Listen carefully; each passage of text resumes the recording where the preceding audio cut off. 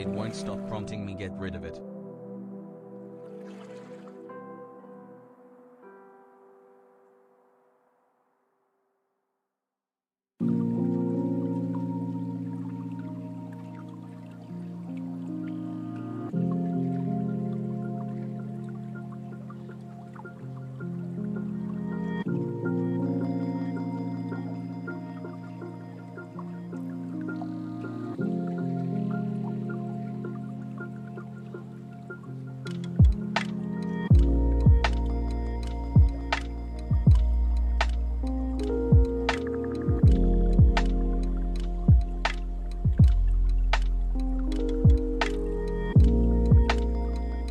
In this community. Here's to many, many more. Hasan.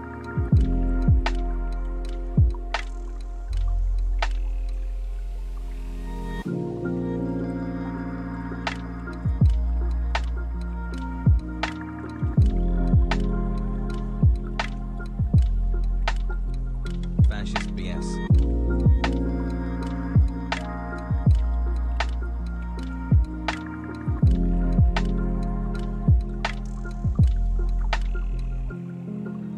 Sussy backer.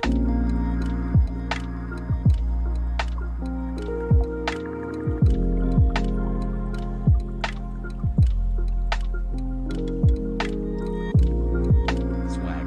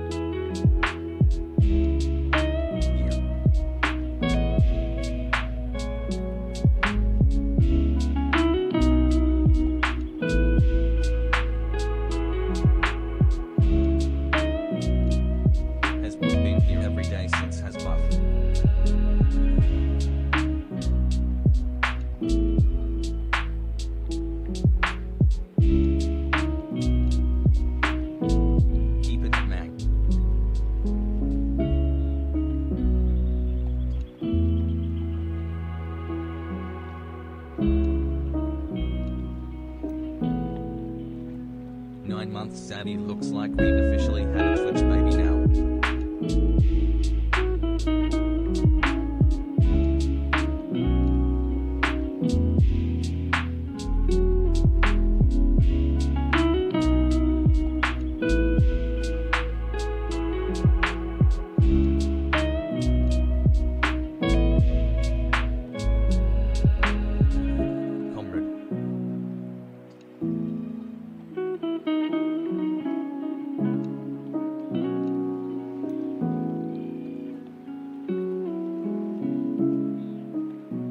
Spoggers.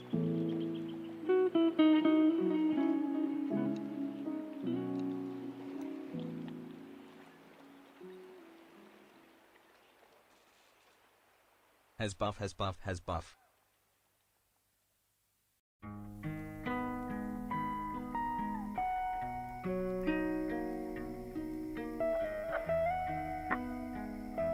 Yeehaw.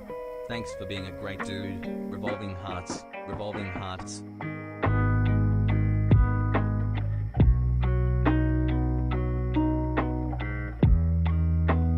Variety frogs rise up, has buff. Variety frogs rise up, has buff. Variety frogs rise up, has buff.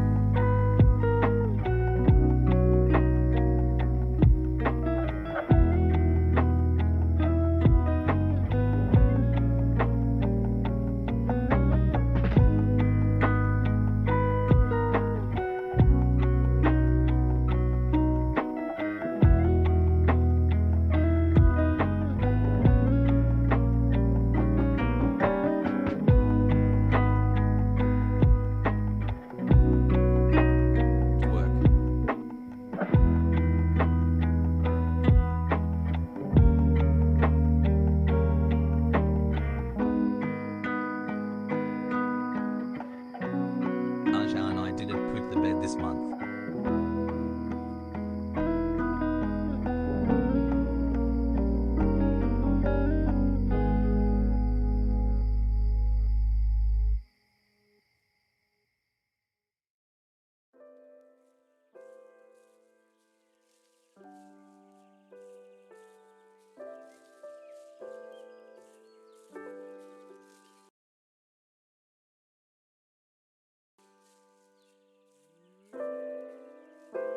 Show me what those big Turkish hands can do, Gaki Hyper.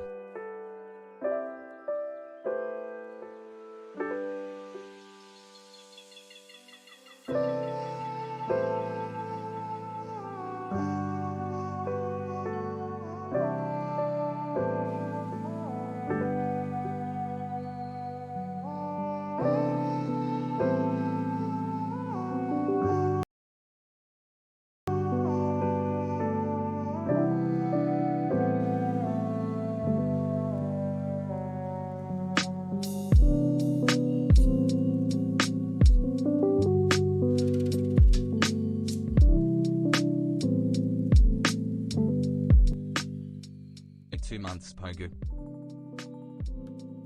What's going on, everybody? I hope everyone's having a fantastic evening, fantastic afternoon, fantastic pre-noon. No matter where you are in the world, I'm Hasan Piker. This is the HasanAbi broadcast coming to you live from sunny California, Los Angeles. We are live and alive, folks, and I hope all the boys, girls, and MBs are having a fantastic one. It is Wednesday, June 23rd, 2021, 11:04 a.m. And let me just say something. It's a beautiful day today, okay? It is a beautiful day today.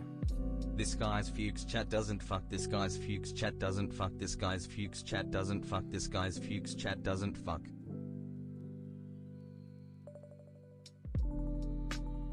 This is part of the broadcast where I tell you about my personal news. Asshole. I just got off the latest Fear and Malding podcast recording that Will and I were doing. Gonna be a really good one. It's a really fun episode. I tried a little bit harder on this one where I like brought videos and stuff. In history. So there's gonna be some fun shit in there. You'll probably recognize some of the stuff. Also, obviously, we talked about the New York City mayoral race. Did you bring your glasses to the pod? This time I did. I did bring my glasses to the pod so I can actually see and read. So yes, chill. Okay? Fucking chill, dude. Okay? Dude, my dad is like trying to FaceTime me currently. Goddamn. Okay. Raised fist. D-hyperpogger. Raised fist. Anyway, I have a feeling it's gonna be Doomer News Day, so we can at least start off with a bit of good news. Oh, are you talking about Buffalo? Let's go, Buffalo. Wait, why would this be a Doomer News Day?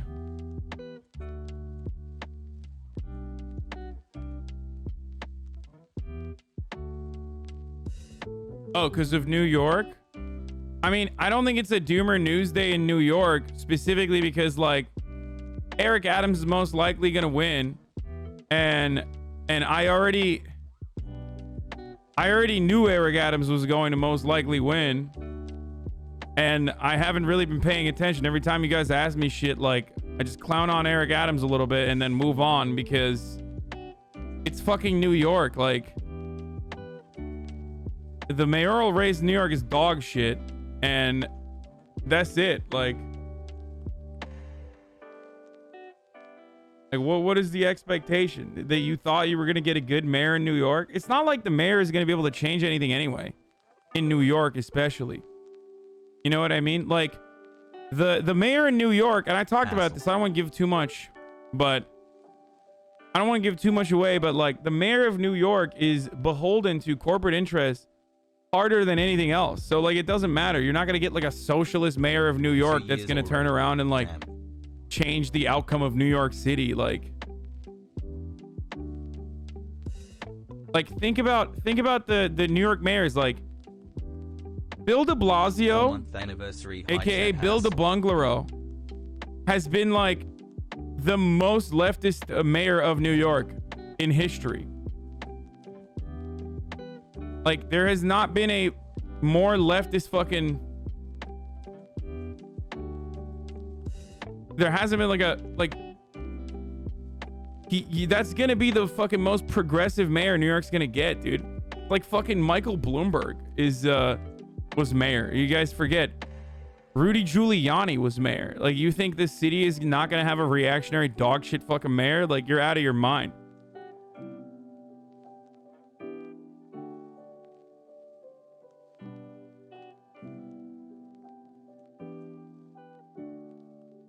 Like, Andrew Yang is just like, at this point, pretty obvious that like Andrew Yang is just a libertarian with a little bit more spice. Like, he's like a libertarian tech bro with empathy, I guess. Or at least he can present to someone with empathy. So that's the big difference between him and like the regular people who are just like...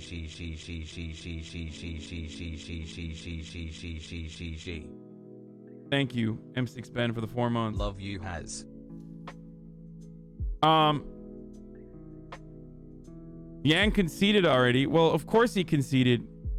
He got 93,000 votes so far, brother. He got 11% of the vote. James K, I see you. Nice heat shirt. James K, I see you. Like, nice the third most votes, when you look at it, the third most votes is Catherine Garcia at 19%. Close up there with Maya Wiley at 22%. Eric Adams is just steamrolling through these people. 11% more than you. I mean, guys.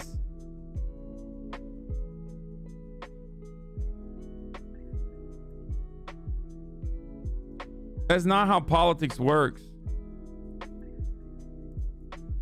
You can't just have like, I mean, name recognition is huge, but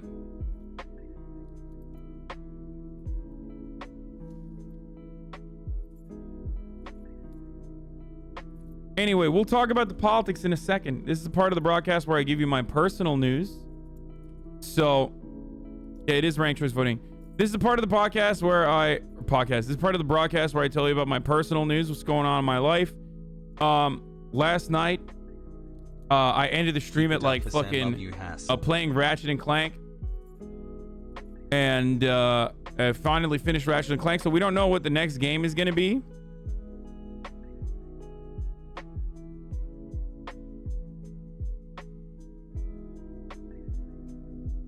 Criticizing you because you're not a politician is like criticizing a sports commentator for not being a quarterback. I mean, people do that too. But the irony there is like, you're criticizing me, yet you're not a Twitch streamer. You know what I mean? You're a Twitch watcher criticizing a Twitch streamer without being a Twitch streamer, criticizing them for not being a fucking politician. So, owned. 7 months already? I haven't decided what to play next. We'll figure it out. We got Dark Souls DLC. There's a lot of stuff going on. I think I might make a return to Rust too. I might get my own Rust skin. That's something I'm excited about. 9 months, Pogue, you lover stuff, man. Love chat. So we'll glad see. To be here. White people happy.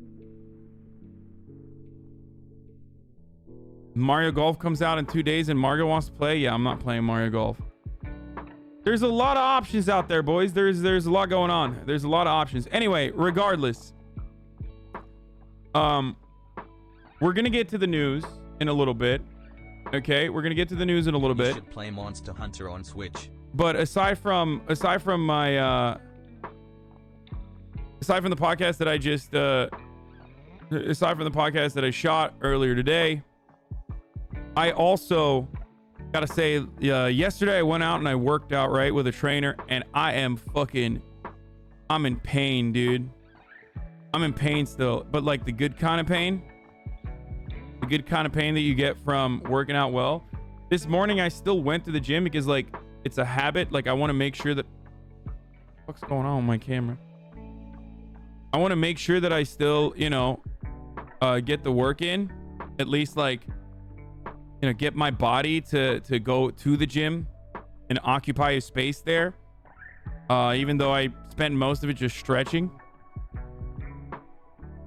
People, hey chat, hope you all have a great day. It was pretty good though. I like literally could not work out because I'm just in You're getting fat, question mark? No, actually, I got fat. Now I'm getting skinny again.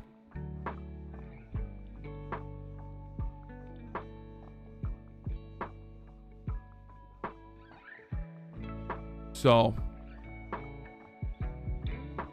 I'm gonna get unfat. Well, it's not even skinny. I'm just gonna get fucking shredded, hopefully. Shred it out, peel it out, you know what I mean? Redneck Raven, Kentucky descends into madness after mayhem after a man has his throat slit, a woman is choked, and a man is impaled on a log. Yeah, no thanks, dude. That sounds fucking insane. Thanks for the 7 months. Yeah, I'm fat phobic as fuck. You already know this. That's why I'm getting that's why I'm trying to lose weight. Trying to lose weight and not be fat is inherently a fat phobic action. And that's what I do. All right. Let's get to the news, dude. I don't really have too much going on personal news-wise outside of that. It's a beautiful day out today. I got to get to basketball. I got to get to basketball training too, you know what I mean? Just to get back in better shape on basketball. 2 months down. But 2 months ago. let's do it. There's a lot of news to talk about, so let's get to the news. I don't know why I'm like kind of tired. I don't know if I'm tired. I feel like a little lightheaded. I don't know what the fuck it is. 21st birthday today, Pog. I don't know if you noticed it or not, but I'm in a weird place right now.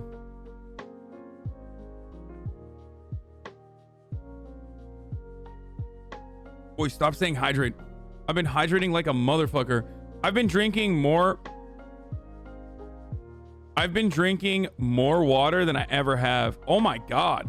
Hey, Hasan, this afternoon, Britney Spears is going to appear in front of a Los Angeles judge to talk about the 13-year conservatorship that has control over her life and money.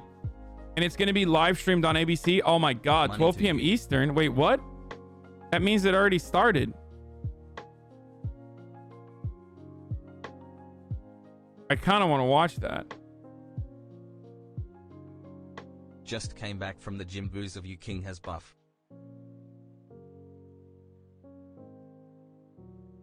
Submerge yourself in water, become hot tub streamer. Yeah, literally. Okay. Daycare is open. We are live. Talking about New York City mayor news. It has to be 12 p.m. Oh, it's on 2:15 East Coast, Beast Coast. Okay, so it's at. Talking about New York City mayor news. Pog. Furries are winning in the marketplace of ideas. 8 months, thanks, Hassie. Watch Isra, a Palestinian prisoner who got burned. Disgusting, dude. Like I cover conflicts all around the world, but like I don't fucking just straight up play like gruesome acts of violence that we can all watch and enjoy here. Okay, like that's not like I don't know why you want me to watch like snuff shit. Okay. 8 months. The sun baby is due soon. What shall we name it? Hassle. It's at 1:30 Pacific. Okay. We will also join the hashtag Free Britney movement later when her court appearance goes live. Get in now. www.twitch.tv/HasanAbi. I'm in the shower on my phone.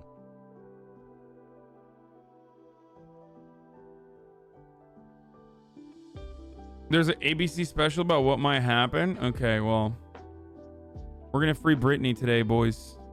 That's what we're doing.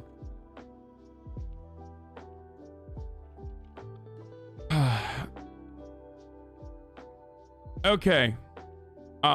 As far as like shit that's going on, pounds down so far. That's Here's going to be in another 2 12 hours, by by the the way. end of the summer. Like, that's going to be As well. literally in 2 hours exactly. It's like at 1:30 my time. So, are you using we Someone because say you're a the baby is due communist? soon? Yeah, only communists use we.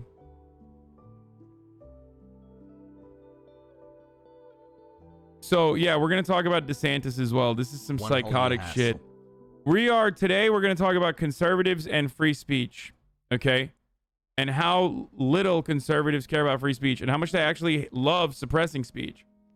So, Glad you live let's in get LA, started. so Let's I see get you started boys with can watch you after Lauren work. Boebert, my favorite, friend of the show, Lauren Boebert, Colorado's very own, talking about Joe Biden and how Joe Biden needs to be censured. President Biden passed the buck to cackling Kamala when he tapped Miss Harris as border czar. Her work on the border is non-existent. It's a joke. And even she laughs. But it's not funny. This administration has not lifted a finger to end this crisis. Dude, they're so good at like... And all through thy hand, face and eyes and intuition may Allah grant you health, wisdom and blessings. They're so good at... I'm turning off the TTS. They're so good at like identifying things that... Or memes basically, or things that like people get annoyed by or people like pay attention to and then branding it. Like, this is actually fucking solid. Like, the way she did this is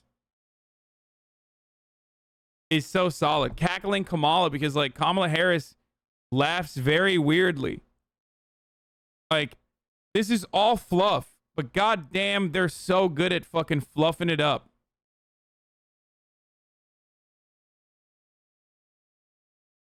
You know what I mean? Like, they're so good at like finding dumb shit to act annoyed by and to act angry by, and then marketing around like the aesthetics. They do a very... If you read this message, 10 gift subs, don't do it. Don't gift the subs. But I, of course, always read all the messages. Secure our southern border. Except for the whole losing thing. Yeah, they're great. I know. It's so devastating when conservatives lose and then still end up winning by derailing the entire agenda of the Democratic Party and not even getting like hurt for it. They can derail the entire agenda of the Democratic Party and sit back, obstruct, and not even have people recognize that they're just playing defense and obstructing everything, because the conversation is currently revolving around Kyrsten Sinema and Joe Manchin. So I wouldn't say that they're necessarily losing. Yeah, they lose elections, but we are the biggest losers, because here's how democracy works. Okay? Democracy in our unfortunate two-party duopoly system works as follows. More people vote for the Democratic Party over the Republican Party, and then more people vote for Democratic senators, and there are more Democratic senators than there are Republicans, or at least like with Kamala Harris as the tiebreaker, there's a functional Democratic majority in the 50-50 Senate. That means that the American people have decided that the Democratic Party and its agenda should follow through.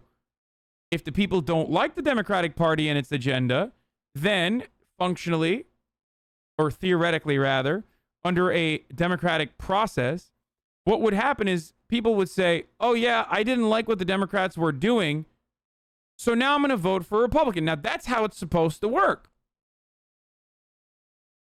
Of course, that's not how it works in practice, because our system is fundamentally flawed and broken.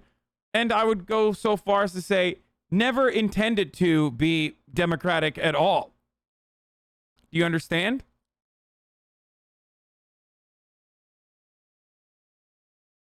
I've been out of high school for 2 years. Thank you for keeping me sane. It's not. You're welcome. So that's why this shit is super fucked up.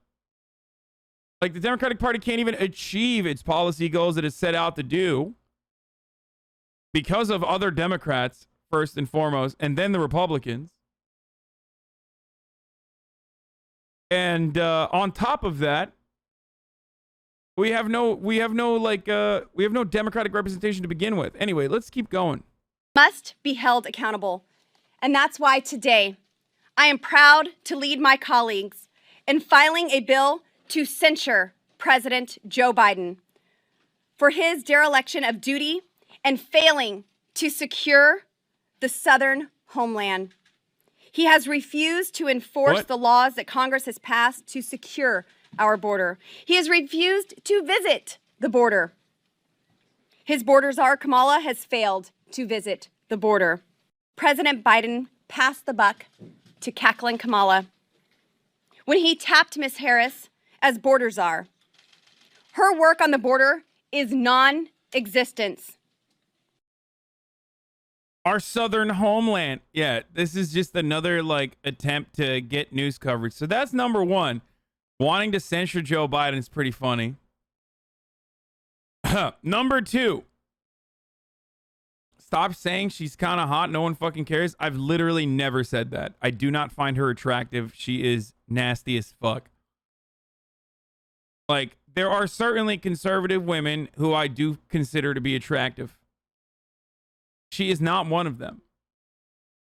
I think people are starved. Okay? They're hungry. I'd literally give me food poisoning. Ew. So, not only that, but CRT's in the news. Let's get started with what happened in Virginia, in a rich neighborhood in Virginia, where arrests were made after a school board meeting on critical race theory, which wasn't even a school board meeting on critical race theory, by the way. So nice framing from Fox News. Like, it was literally an end of the year school board meeting. Like, just a regular end of the year school board meeting. And they turned this into bedlam. School board meeting on transgender policy and critical race theory. It turned physical tonight in Loudoun County, Virginia, just a suburb right here in Washington, D.C. Multiple people were arrested. Yeah, this is Loudoun County, Virginia. Very wealthy county. Including one man who was tackled to the ground by deputies and forcefully removed from the room. At one point, the sheriff's department declared the meeting an unlawful assembly after board members abruptly cut off public comment. They heard just 51 of the 259 people who had signed up wanting to make a public comment. Now, some attendees staying in the room to voice their opinions, resulting in that clash. I love this idea that, like, cops are having to tackle, like, rich white folk that are upset because, like, you know, the school is teaching appropriately, like, American history, which automatically means that, like, you know, racism is going to be covered. And it's like, the cop's just like, I don't want to do this to you, but I like imagining that, like, the cop was beating him while going, critical race theory is an important thing to understand from a legal perspective, sir. You better step the fuck down. This is Loudoun County. He's just like fucking, he's like beating him with a baton while fucking talking about how, like, we need to do more we need to do more critical race theory for our next generation to understand exactly how the systemic racism operates in an intergenerational capacity. Just beating the shit out of him. With law enforcement. Check it out. That's right. All these people were doing here was taking the time to be able to show and share, at least with their own people, why they're here. They have every right to do that and to press their rights and their regrets in terms of what's gone on in this county. You guys are... Critical race theory is when you don't regret systemic racism, but actually regret kids learning about it. Actually supporting the suppression of people's rights. John, are you refusing to leave at this time? Yes, I'm refusing to leave. Kids too. Deputies, please. I mean, that guy sounds like he's from the Midwest. He sounds like Michael Pillow. Please arrest this individual for trespassing. Listen, John, put your hands behind your back. Come on. Please, thank you. Based on what transaction? What did I do wrong? Just put. All right, that's just the latest instance of. Dude, cops love exercising force, dude. Like, cops love exercising use of force. They just, like, they get so horny to, like, arrest people. It's so funny to me. Like, he's just like, hell yeah. Like, this is my time. Fuck yeah, baby. They really do love this shit. Parental pushback in Loudoun County here in Virginia. That school district making headlines over suspending an elementary PE teacher who spoke in his personal capacity at one of those meetings, saying it would violate his religious convictions to refer to young students by a gender that differs from their gender assigned at birth. A judge has since tossed that suspension. That case is now on appeal. It's not simmering down out there. We'll continue to follow it. Hey, Sean Hannity here. Hey. That was bullshit. That was fucking...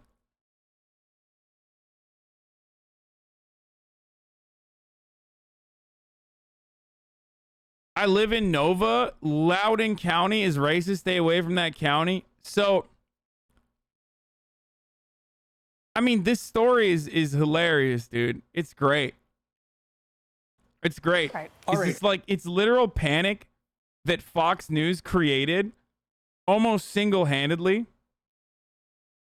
And now they're just sitting back and covering the outcome of said panic that they created. Like, I saw a statistic, and these things are like not the greatest metrics, but I remember seeing a statistic about like the mention of critical race theory in media, specifically in Fox News. And like, it's been like 2,300 times. Yeah, okay. Fox News mentioned critical race theory nearly 1,300 times since March, according to a Watchdog study. And literally before that, it's a Media Matters one. And before that, it's like non-existent, dude. Like, March is when they're like, it's time to talk about critical race theory. And then it's just like, everything is critical race theory now. And it's so great. It's a wonderful business model. And they consciously do this. And they literally will turn around and consistently hire GOP operatives as like concerned parents. It's kind of cool watching it happen. Like, it's kind of cool watching the propaganda machine churn this shit out. Right? Because like, you get to see it happen in real time, which in the past you might not have been aware of. You know what I mean? Like, you probably, if you hadn't stumbled upon this broadcast, you probably would see these sorts of fucking trends, and you'd be like, yeah, this critical race theory thing, like, I need to have an opinion on this. But now you get to actually see it, and I showed you where the inception of this came from too, which is the Manhattan Institute. They've done this with War on Christmas. They've done this with trans student athletes. They did this with trans bathrooms too. They did this with the gay panic. They did this with the satanic panic. Like, this is a consistent ploy by conservative think tanks to find a new thing to operate as like a cultural magnet within the political universe so that they can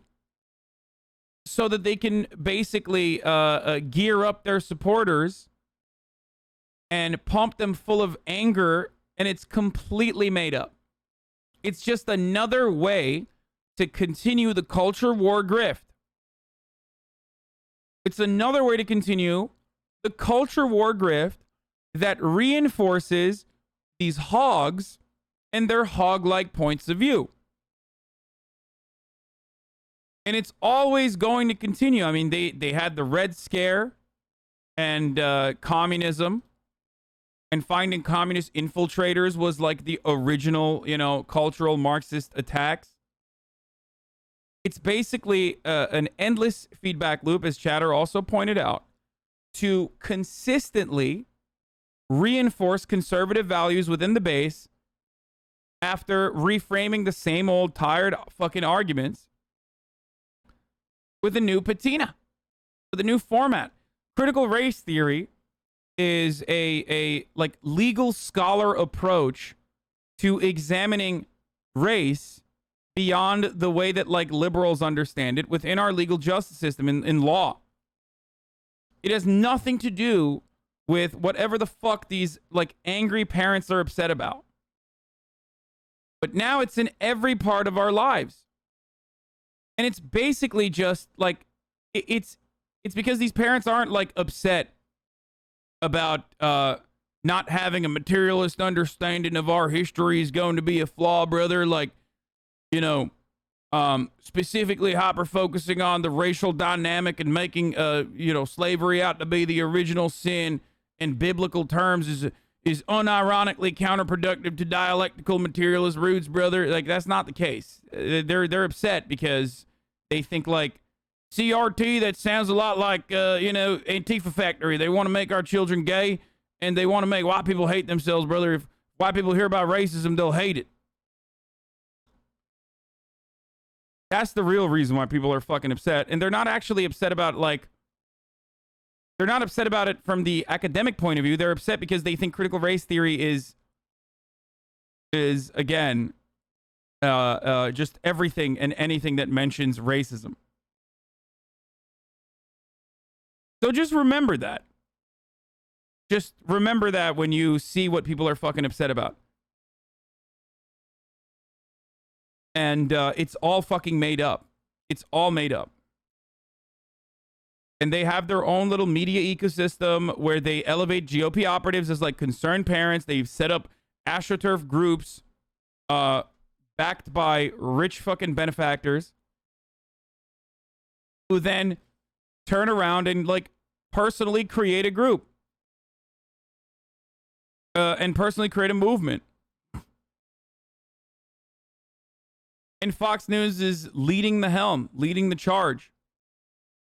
So let's take a look at meanwhile, the explosive school board meeting erupting over critical race theory. Let's take a look at what they did and how they're covering their own work, by the way. This is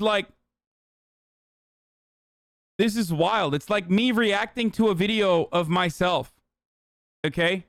Sitting there and being like, wow, it's crazy that I did that. I mean, you did that, dude. This is you. You did this. Voters out in Loudoun County, Virginia, and if they were given the chance, they would vote most of the people in the school district, school board leaders out of office if they had their way. Last night, they had another one of the meetings, and it was chaotic. A couple of people wound up getting arrested, and a couple of people had to be tended to because for medical reasons as well. A lot of the people were objecting to policy 840, which is a transgender policy. Over which bathroom people would use or preferred names and stuff like that. There was so much going on. There were 300 people in attendance. 259 of them asked if I can get up and speak. And they, after a couple of dozen, they said, okay, we're done. And they left. Well, yesterday we reported on the Democrats in that area. They put out a tweet and it said, jump on our bus. We have 3 different bus stops. You can pay a little fee, and we will pick you up to take you to this meeting. So not everyone from there is from Loudoun County. There might have been some Fairfax County people, which is the county next door. But everyone there is either pro CRT or against CRT. They did have a chance to talk. One mom I heard, she said she's going to pull her child out of school now. Yeah, here's how it sounded.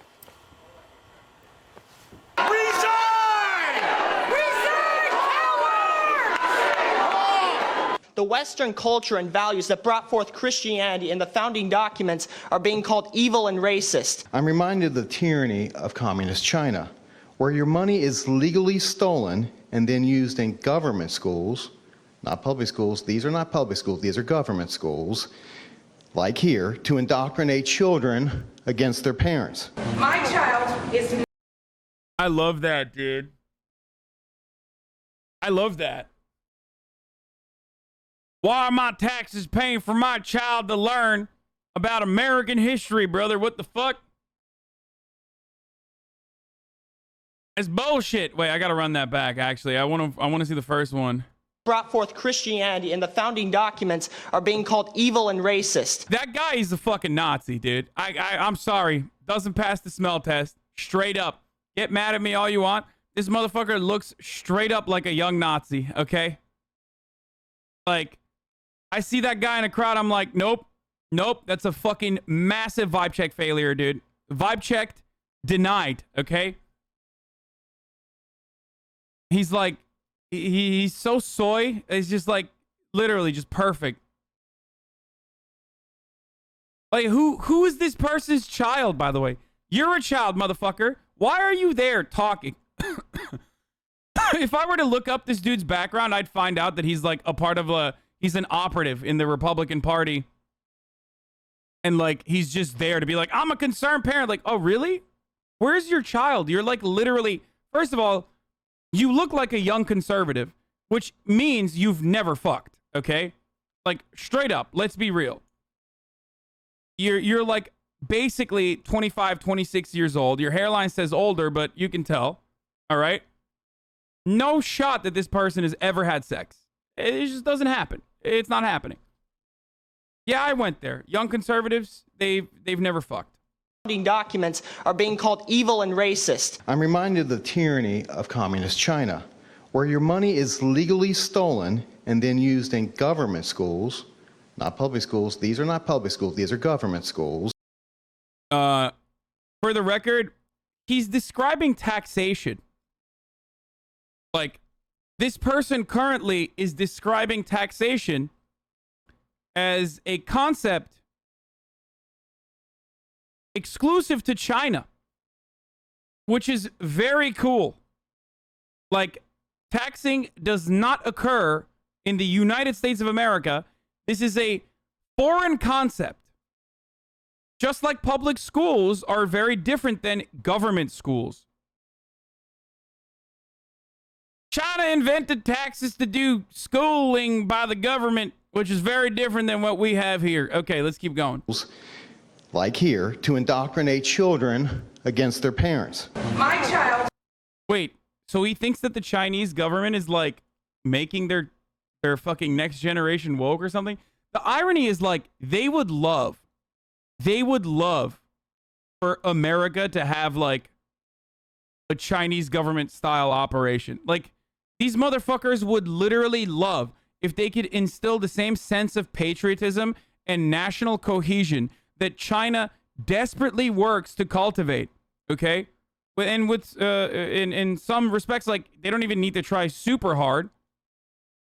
Like, they would love that. They would love if America could whip up its own national identity in a similar capacity, in a very conservative and Christian and religious capacity, to like what China does for the national cohesion in China, which is different than obviously like white supremacist American centric values. But they would love that, dude. That's crazy to me that he's like, as a matter of fact, what they're doing here is kind of that. Like, they're upset that children are learning about critical race theory, what they perceive to be critical race theory, which is just like children learning about systemic racism. And that's precisely what they're upset about. They want to censor education. They want to change education in this country. And that's what they're advocating for. And they want the government to do it. So this notion that like, oh man, I hate that, this is happening in China. It's like, I wish we could do it here in America. But like, for American shit, not like Chinese shit, whatever the fuck they're doing out there. Is not oppressed, and don't assume that. As long as you attacking people with accents and their appearance is not helping, dude. Don't be lazy, brother. One, I'm an incredibly lazy person, and two, it's called entertainment. Okay, clearly some people enjoy it. If you don't, it's not for you. You can fuck the fuck off. Okay, how about that? You Marxists push your unconstitutional agenda on my child, she will not be returning back to Loudoun County schools. Unbelievable. That's the lady I was talking about. As the parent. Yeah, I wonder why she specifically pointed out that lady. Literally the only black person in that entire crowd in Loudoun, whatever the fuck you call it. I don't give a shit about Virginia, okay? in the entire county, and they're like, I wonder why she was really into that lady specifically. That was the lady I was talking about. She one of the good ones. Parents were cut off from speaking at the meeting. A bunch of them remained in the room, and they decided that they would read their prepared remarks to each other. But at one point, deputies told people, you got to leave or you're going to be arrested for trespassing if they refuse to follow their orders to vacate. That was the only way they could get people out of the meeting, because the meeting room after the meeting had adjourned, because people are so fired up over both sides on these issues. So I don't know, nothing. I don't know if anything has changed yet, and that's the frustration. Joe Mobley, Paul Chen, Rachel Pisani, parents had joined us. Parents from last night got up early this morning and joined us to tell us their perspective on where they go from here. We are trying to recall the Paul Chen. Let's take a look. So these guys are close to DC, right? So like a lot of them are going to be political operatives, okay? Let's see. Let's take a look.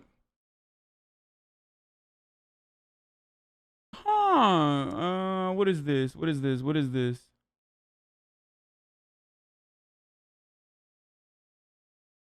Party officials on London GOP. See if we can find Paul here. What? No way, dude. He's a part of the Loudoun County Republican Committee. What? No way, dude. That's crazy. That's crazy. That's just crazy. He's just, dude, that's wild, dude. He's just like, what? No, he's just a concerned parent, dude. What, you think a guy who's a part of a Republican committee can't be just an average parent, dude? What are you, crazy? He's just a concerned parent, dude. This is not like these fucking big pharma execs that also happen to work within the Republican Party. Like they're just honestly just upset. That's why they're here. That's why they're on Fox school News. Board. 6 members out of 8 or 9 members we're trying to recall, because if we don't, these radical policies will not change. Last night proved It that could be a this different, school board, lobbyist. and in particular, Brenda. It could be a different. Joe Mobley. Okay. He's a big pharma lobbyist. Paul Chen is a big pharma lobbyist. Okay. And a part of the Loudoun County Republican Committee.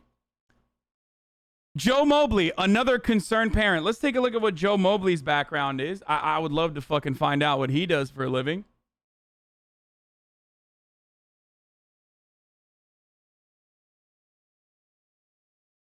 Oh, he's a conservative broadcaster. What? No way. That's crazy, dude. That's crazy that he's a up-and-coming young grifter with a... Oh, dude, that's wild. Conservative radio host. Concerned parent and conservative radio host, boys. Have a real problem with the First Amendment, all the way from religious expression, freedom of conscience, to freedom of speech. We do not want to co-parent with our government. We want to be able... Wait, this one looks familiar. Let's take a look at Rachel Pisani. Let's see what she's doing.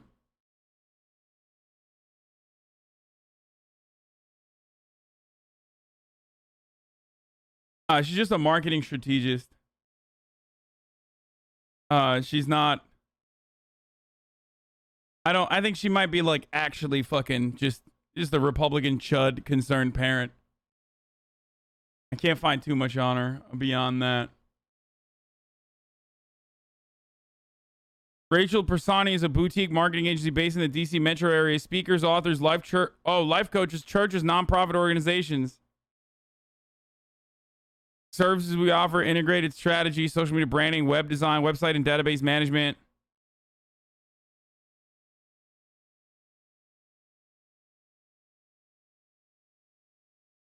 Yeah, it's just like strategist, marketing strategist.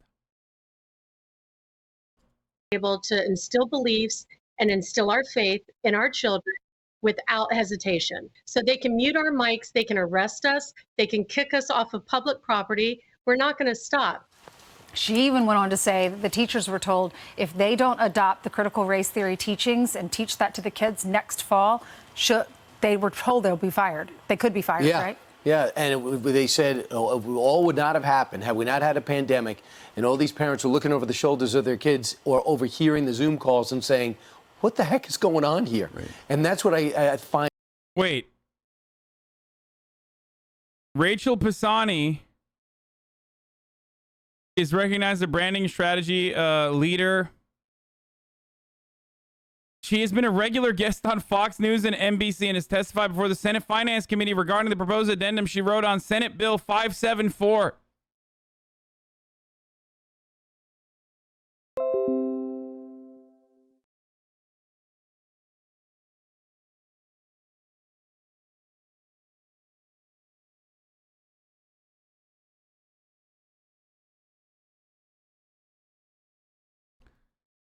You know, a chatter pointed out and said that these people want to act like they are being treated like black people were treated in the civil rights movement, except these people were around during the civil rights movement.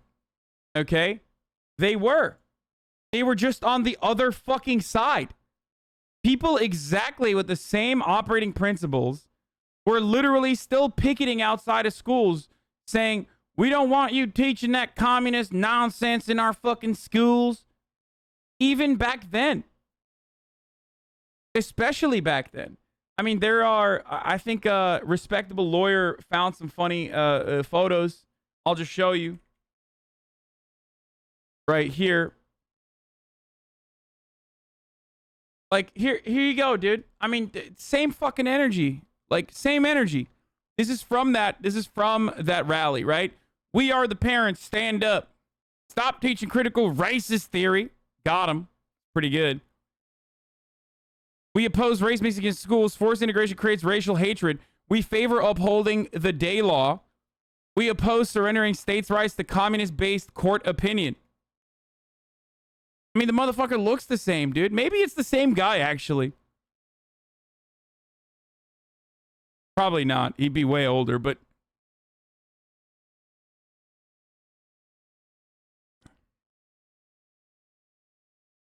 It's like, it's so funny, dude. They're making the same fucking face, too.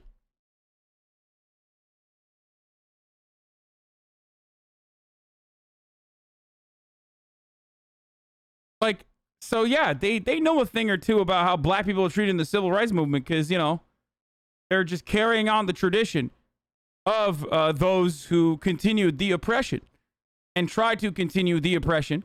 Now, the irony, of course, is that if they maybe got a little bit of critical race theory, at least their children would get a better perspective on the legacy of slavery and segregation that permeates through all of our institutions. You know what I'm saying? Like, maybe then they would know. All they keep doing is changing the narrative. Critical race theory is culturally responsive framework, culturally responsive teaching. It's all just Trojan horses. Inequity and diversity and inclusion.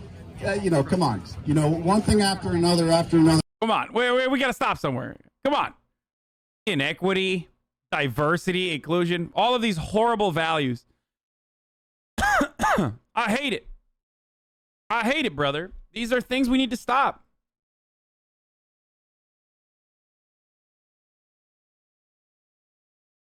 Come on.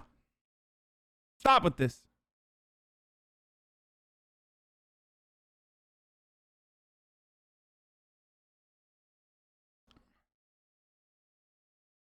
Same thing with the pandemic. Social distancing is communism. Race mixing is communism. Everything is communism.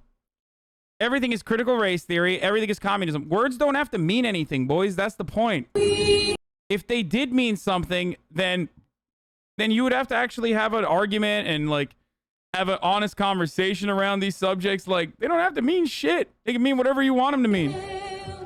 At the twilight's last gleaming.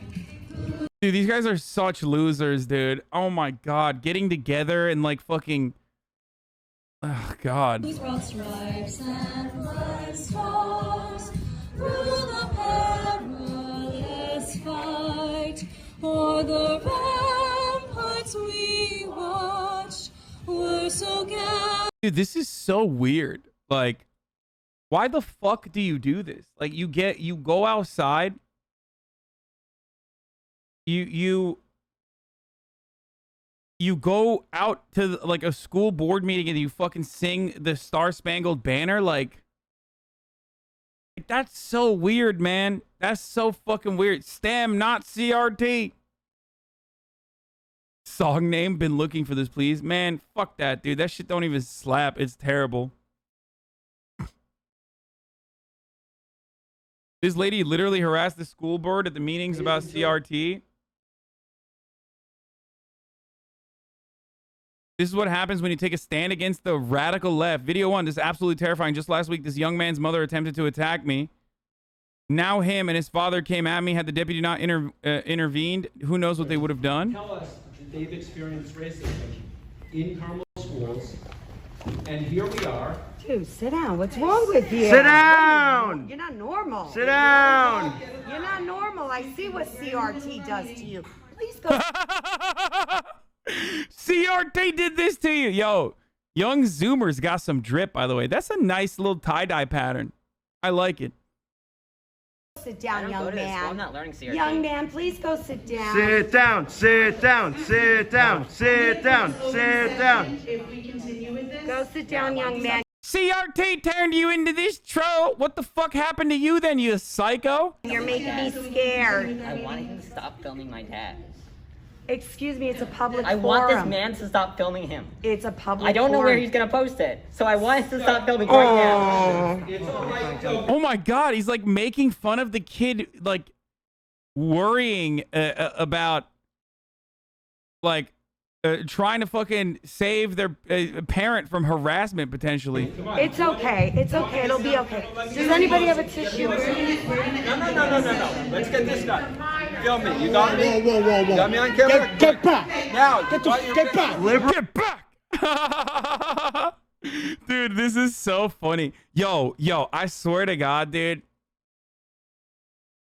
Dude, I think we need to oppress rich white folk living in the suburbs a little bit. Like, they need like a little bit of bullying and a little bit of oppression. Like, they're so bored. They need something in their lives, dude. I'm serious. Like, you don't do this when you're like literally suffering and you have like medical fucking bills to pay and all this other shit. Like, you do this when you're bored, okay? Just like a little bit of government mandated oppression so that they can like actually cry about something that's legitimate for once. It could be healthy. I'm just saying. Had the deputy not stepped in, this is like the personification of a liberal soy father. What the fuck was he going to do to you? Like, are you crazy? What do you think this guy was going to do? Let's get this done. Like, he's got his fucking iPhone charger. He's got his Anchor iPhone charger and his fucking just bursting out of the seams of his jeans that he tucked his t-shirt into. Like, what's this guy gonna do?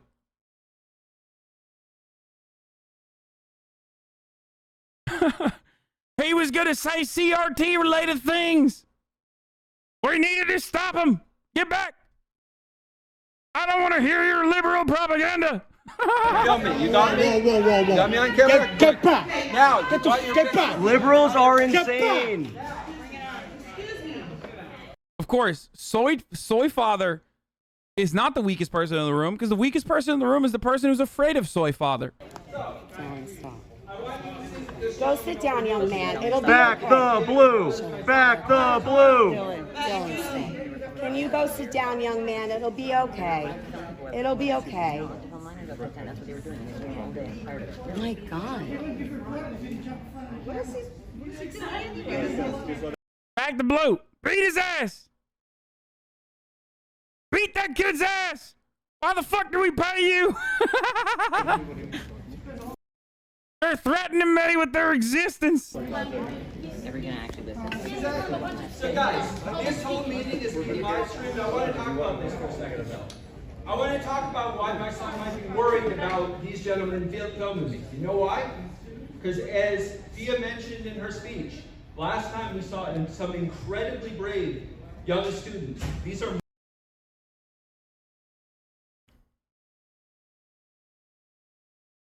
fucking Twitter videos oppressing me, brother. What the fuck? minors come up here and speak to us about their experience. And you know what happened when they went home? Some of the people sitting right over here jumped on the internet and posted their pictures and their names and links to their social media and invited people from all over the country to. By the way, he's describing why his son was like, you know, doing like blocking the footage, because like conservatives literally will just go to the extent of like, oh, you're gonna talk about critical race theory at this parent teachers conference? Yeah, I'm gonna dox you. Like, I'm gonna send your information to every fucking right-wing militia out there. Can we see their pictures? If you want I to want talk proof. proof. There's a process. Proof.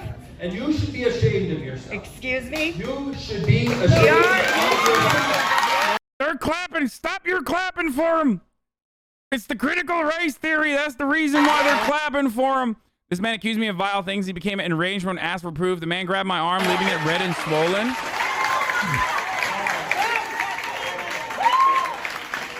Somehow police removed me from the room and did not remove the young man or his father who harassed me.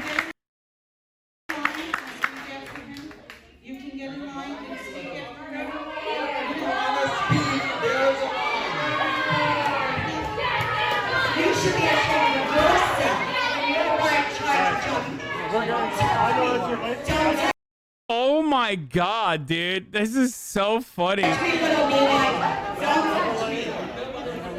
is harassment. You posted things online. Your wife will if somebody puts on I'm gonna lay it on your wife will do that. Critical race theory make these cops.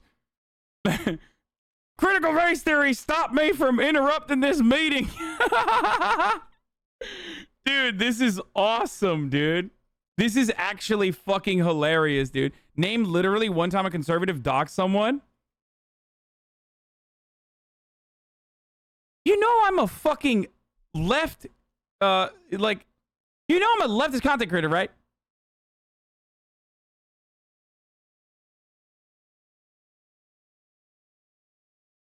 Are you fucking brain dead?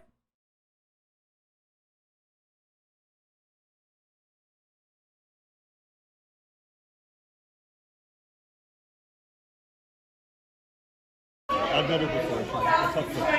And it's not just me that's been doxxed a million times. There's motherfuckers in the chat right now that can tell you that they've been previously sub for 10 months as bait. Oh, good one. What is confusing? Everyone be okay. So thank you for staying back. I appreciate it. You can't handle the truth. That's what's wrong with you. That's what's wrong with you. You're a troublemaker. And when someone comes and points it out, you can't handle it. So you gotta cry. Yeah, I wonder why they kicked her out, dude. I guess maybe because she forgot that it's top of the hour and it's time for a 60-second ad break or something.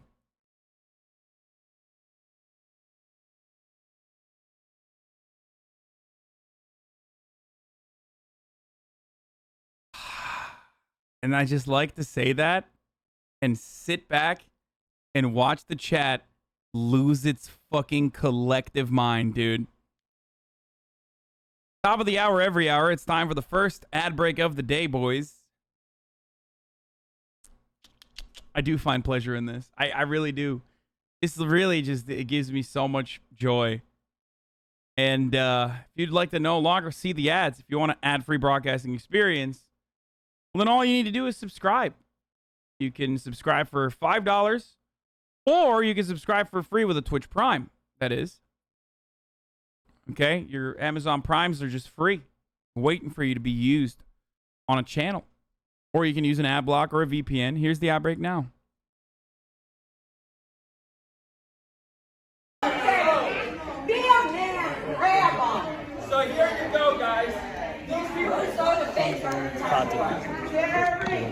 Tatiana, that's who.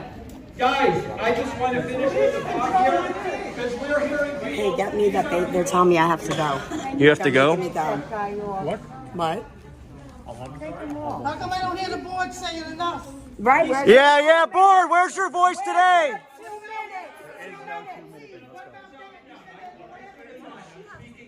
Yeah, I wonder what, like, why, dude, imagine having this little self-awareness that you post this video where you, one, try to make it seem like you're threatened by the existence of a child, okay?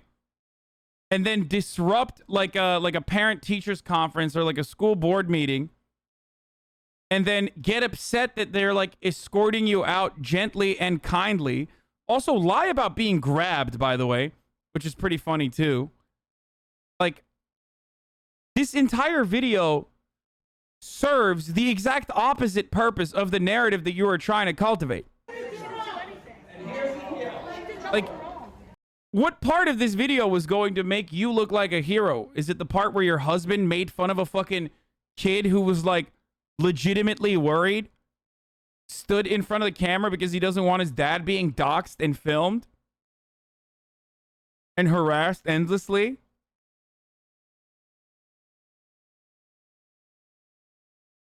Tatiana did nothing wrong.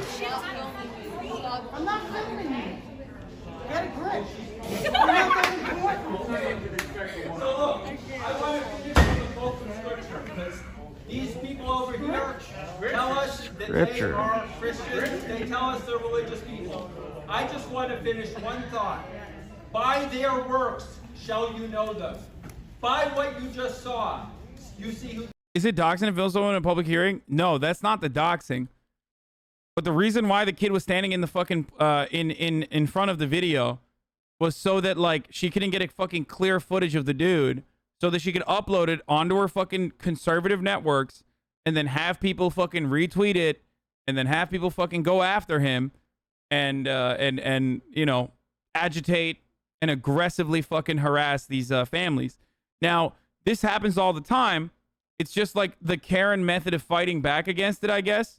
It happens to racist people all the time when people are caught doing racist shit. The difference there, of course, is that like this dude is not doing anything bad or wrong.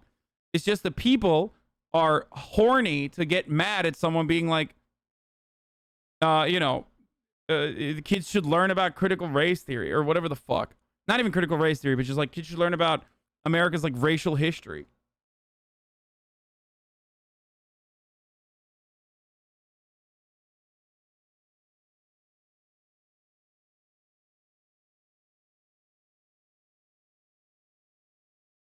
And he already mentioned that they did this to students. Like, they literally did this to students at another meeting, and the students are being harassed.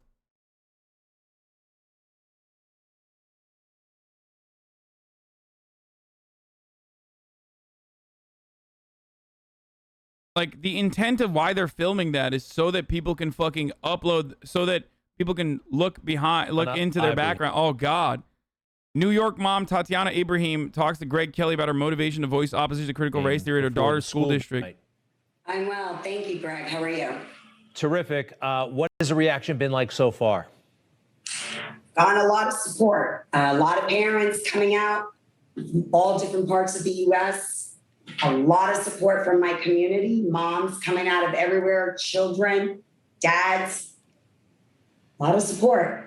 You know, there was something about it. I found myself becoming almost emotional at the end, and I know a lot of other people feel the same way. Can you tell us a little bit first about your daughter? You abolish Long Island, I think.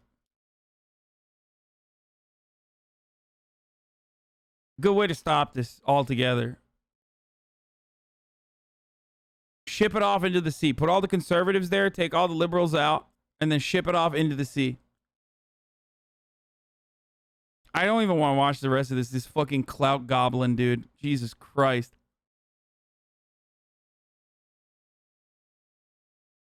I don't want to give her the fucking the pleasure. Okay, so laughable, and people should push back on this when they say this is a Republican. This is a Republican culture war that they're pushing in order to be successful in 2022. These people have not been contacted by any politician. Yeah, dude, they just happen to be random people that we found that are like literally in like you know, the Republican steering committee chair. Like, you know what I mean? It's just like they weren't contacted by politicians. Half of these motherfuckers are like lobbyists themselves, dog. What the fuck? They listened to their kids. No one even talked about party. This is about country and education and indoctrination. Scary that teachers were teaching things that we didn't agree with as parents, and we didn't know about it until the pandemic. And when you see that video, it looks like is it the school board facility, or is it looks like a church? It looked like pews. It's full, packed, because parents care so much about their kids. Kids don't have a voice, and these parents say they're the union for their children. I went on Brian Kilmer. I mean, when they say it's indoctrination, they mean like it's not the right kind of indoctrination, the kind of indoctrination that I would like to see, okay? Anyway, so these are all like efforts to try to, like, you know, change the education, which has already been changed in America time and time again. Daughters of the Confederacy have done a very, Daughters of the Confederacy literally actively works to whitewash the horrible history of the Confederacy, and they've successfully done so. This is one example of how people learn about the Civil War in Louisiana, in a fucking Louisiana 8th grade textbook. Okay? I'm not going to go through this. Chapo read parts of this, but it's so fucking psychotic. Like, here, I'll give you some of the best parts of it, okay? With more than 1,000 acres and 150 slaves, the family's future seemed secure. However, in 1861, after Louisiana's secession from the United States in January and the beginning of the Civil War in April, the lives of everyone on the Stone Plantation changed. Secession is the withdrawal of a state from the Union. Kate kept a diary and wrote about the many changes in their lives. And this is how they cover the fucking Civil War. Eventually, all 5 of Kate's brothers served in the war on the Confederate side.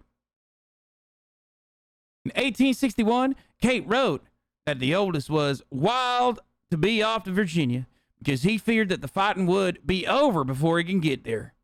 However, as the war dragged on, worry about her brothers became a constant theme in her diary. Sadly, by the end of 1863, 2 of her brothers had died while serving the Confederate Army, one from pneumonia, the other from an accident. In her diary, Kate expressed her firm Confederate patriotism, insisting, "Our cause is just and must prevail." But even for a patriot, the war's hardships became difficult to take. Union forces arrived on the family's plantation in 1862. With them came a justified fear that the slaves would abandon the plantation for freedom they believed the Union Army would provide. Hey, they're just patriots. And unironically, this textbook is like imagine being a black kid in 8th grade in Louisiana, and like your fucking textbook is just like your literal property. Like the textbook is looking at this straight up from the framework of like black people are property, and it's wild that they thought that they were going to get freedom from the Union Army. Like the fear is exclusively centered around the fear that the white slave owning class in Louisiana felt, and not necessarily the fucking everyday fear and cruelty that black people were subjected to. In an attempt to limit her losses, property loss, Amanda Stone sent 120 of her slaves to Texas in 1863. She and Kate were forced to follow the slaves to Texas later that same year. I mean, here's what you could have done. Not sent your fucking slaves to Texas and instead freed them. Man, oh man, what a fucking gruesome journey. Forced to follow your humans that you own to Texas because you didn't want to give them up. In the family's absence, the few remaining slaves took over the plantation and moved into the family home, dividing the rooms and the Stones' remaining personal property among themselves. The Stone women would remain refugees, people who were forced to leave their home country. This is a textbook. until the end of the war in 1865. Not a single mention of like black people, their point of view, how black people feel about being enslaved, being sent to fucking Texas to continue being enslaved for more years in the aftermath of slavery being officially abolished. It gets worse. They were able to reclaim their plantation, but due to emancipation, the freeing of slaves, they lost all their property in slaves. Like, up to this point, black people exclusively have been only regarded as property. Okay? The family had to face the new reality of planting and harvesting their fields with freed people who Kate regretted, now demanded high wages, aka wages. Just wages in comparison to what it was previously, which was lashes. Okay? Heartbreaking that the newly freed slaves would demand high wages. How will we go on? Kate felt ambivalent about the end of slavery, but after the war, she did her best to adjust to a world that she felt had been turned upside down. She married, raised children, and devoted herself to memorializing the service of Confederate soldiers like her brothers. She founded the Madison Parish chapter of the United Daughters of the Confederacy and remained active until her death in 1907. In this chapter, we will examine the political and cultural issues that led to sectional tensions and ultimately led Louisiana to secede from the Union. We will also learn about the wartime experiences of soldiers, politicians, civilians, and slaves. Wow, okay. We'll see. In Union-occupied areas of Louisiana and in the parts of the state that remained in Confederate hands throughout the war. Finally, we will examine the immediate consequences of the war's end.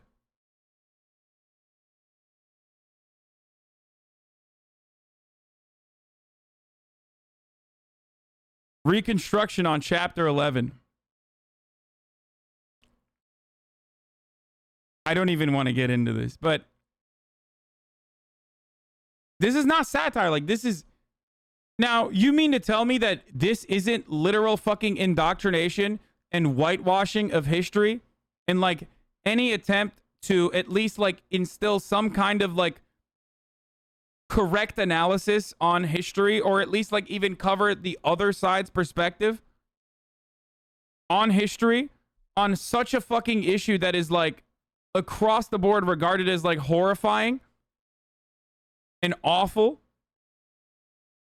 You mean to tell me that, like, that is something that we got to stop immediately? That's what we got to fucking get mad at?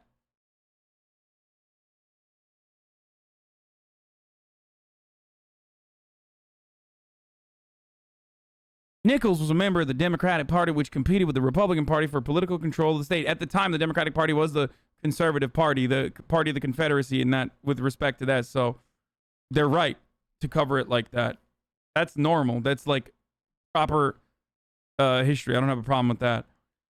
By the time Nichols was elected to his second term as governor in 1888, Democrats had taken firm control of the state's political system. Southern Democrats, who were committed to segregation between the races, controlled the state's political system for most of the next century.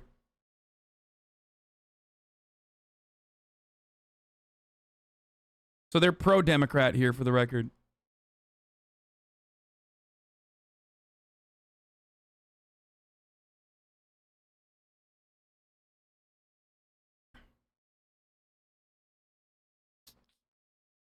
The Life in Antebellum, Louisiana chapter. It's literally, look at this cool French white guy who lifted his sense of rhythm from slaves playing in the Congo Square.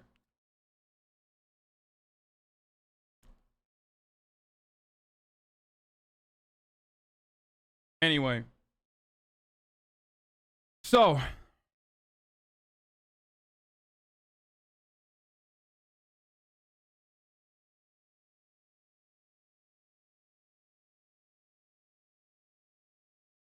Oh, 2 textbooks, 2 Americas. Race, gender, and immigration are some of the subjects that play out differently in classroom textbooks across the country. The California textbook includes primary source quotations of black historical figures about white resistance to civil rights during the Reconstruction. I want to see what the Texas one. A textbook in Texas above says that white Southerners oppose Reconstruction because of tax increases as well as racial resentment.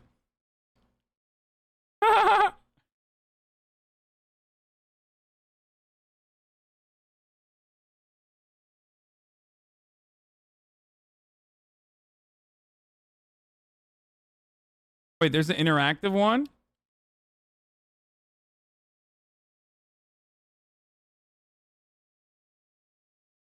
On this annotated Bill of Rights, the California textbook explains that the rulings of the Second Amendment have allowed for some gun regulations. In the same place, the Texas edition of the textbook contains only a blank white space. What? The Second Amendment right to bear arms? Nothing for the Second Amendment? Brother, you don't need... Hey, no, you will not infringe on that. Okay? You fucking kidding me? Here's another example. Teenagers in both states will learn about the Harlem Renaissance and debates about the movement's impact on African-American life. But Texas students will read some of the critics dismiss the quality of literature produced.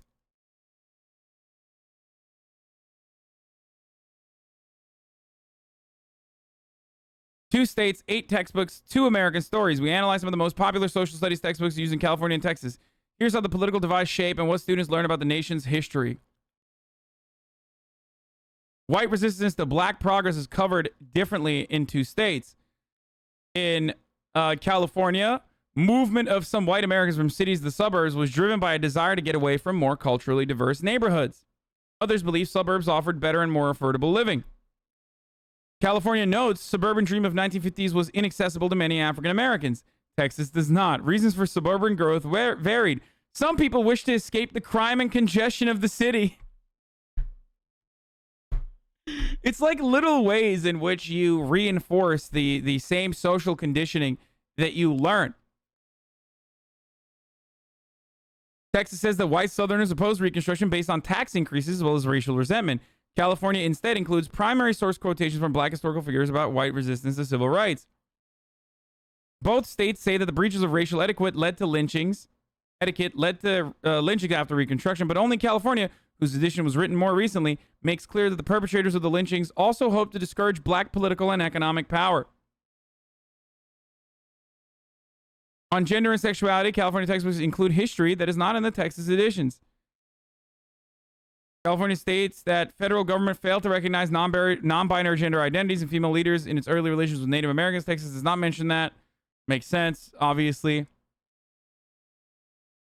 California states that enslaved women have faced sexual violence from owners and overseers. California mentions the Lavender Scare that targeted thousands of gay men and lesbians. California states that Alfred Kinsey's research in early sex reassignment surgeries challenged the post-war ideals on gender. So this stuff is literally what people want to take out. What Republicans want to take out of the books when they say, like, CRT, we need to stop it. Like, that's what they are trying to get out of the textbooks. Both states focus on women's fight against discrimination in the workplace. Only California says birth control played a role by allowing women to exert greater control over their sexuality and family planning.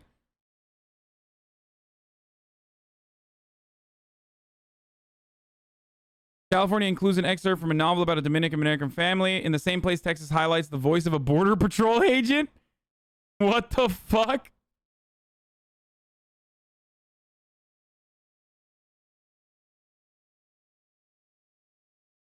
California tells the story of Wong Kim Ark, whose 1898 Supreme Court case established birthright citizenship for the children of immigrants.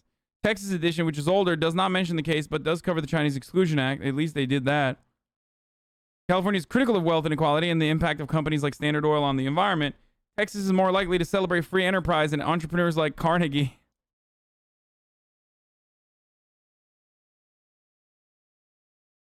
Older Texas edition highlights the Republican critiques of President Barack Obama's environmental policies, while the California book discusses the threat of rising sea levels. We talk about climate change, but only from the framework of how climate change policies have destroyed free enterprise, brother. So remember, like, what these people are fucking getting mad at, okay, when they do this. They're getting mad at basically the mention of, like, California textbooks, which are brief, by the way. I wouldn't even go so far as to say that the California textbooks are, like, genuinely accommodating or provide, like, accurate analysis of everything else. So that's why I try to tell you, like, you know, be understanding of people all the time. Be understanding of people. This is like, if this is all they know, how the fuck are they supposed to learn if they've like never been around any sort of diversity whatsoever, and all of that has been demonized throughout their entire lives?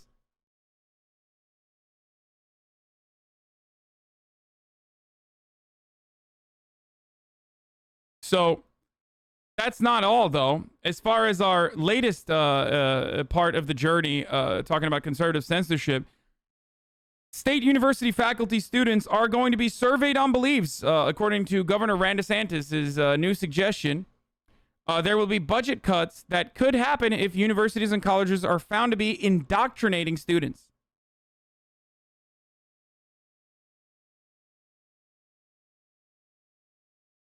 Tallahassee, in his continued push against the indoctrination of students, Governor Ron DeSantis on Tuesday signed legislation that will require public universities and colleges to survey students, faculty, and staff about their beliefs and viewpoints to support intellectual diversity.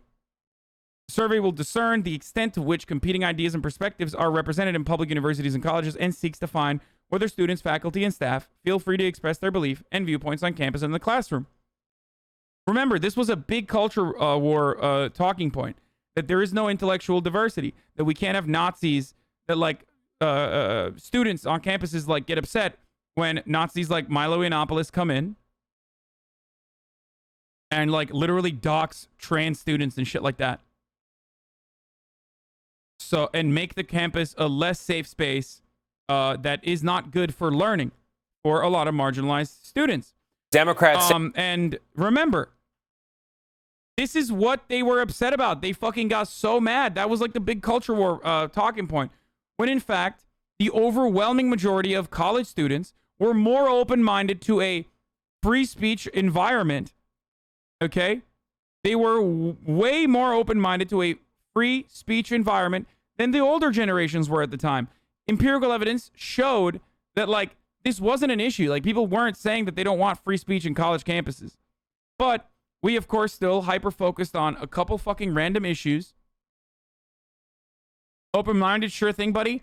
Dude, you have never left your apartment or your fucking mother's basement, let alone go to a college. So I don't care about your fucking dumbass, like, open-minded, sure buddy take. Do you care about actual studies conducted on the matter? Or do you just want to fucking sit there because you watched a lot of YouTube videos from your favorite broadcasters that told you that it was a certain way? Okay?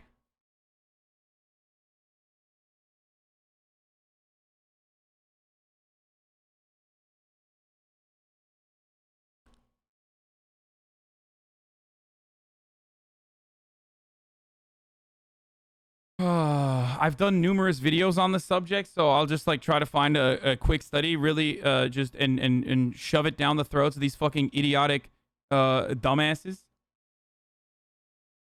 Okay?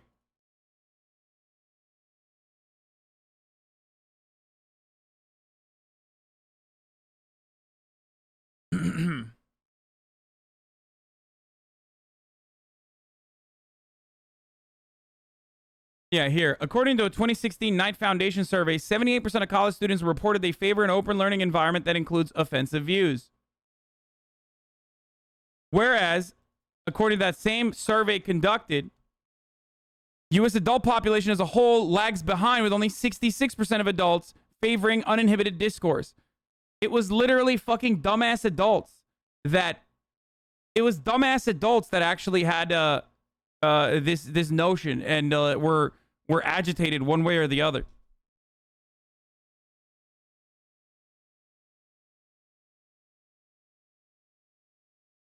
And this isn't the only study conducted on this matter. There were study after study after study conducted on this. There was a Gallup one too. Okay, guys? So shut the fuck up. And the only reason why you know about this is because your favorite dumbass reactionary broadcaster was doing the exact same thing that Fox News does to those boomers that you now laugh at. So be a little bit more open-minded, you fucking idiot. Especially if you found yourself here. Especially if you found yourself here, then clearly, even if you're here to fucking hate on me or whatever, you have to remember that, like, a lot of this stuff is just pure purely manufactured. Purely manufactured. So that you could draw battle lines. I mean, I said this when Joe Biden got elected. What did I say? I said that we are going to go back to the old school Obama-era culture war issues. Okay? Didn't I say this? I said this. And we're here.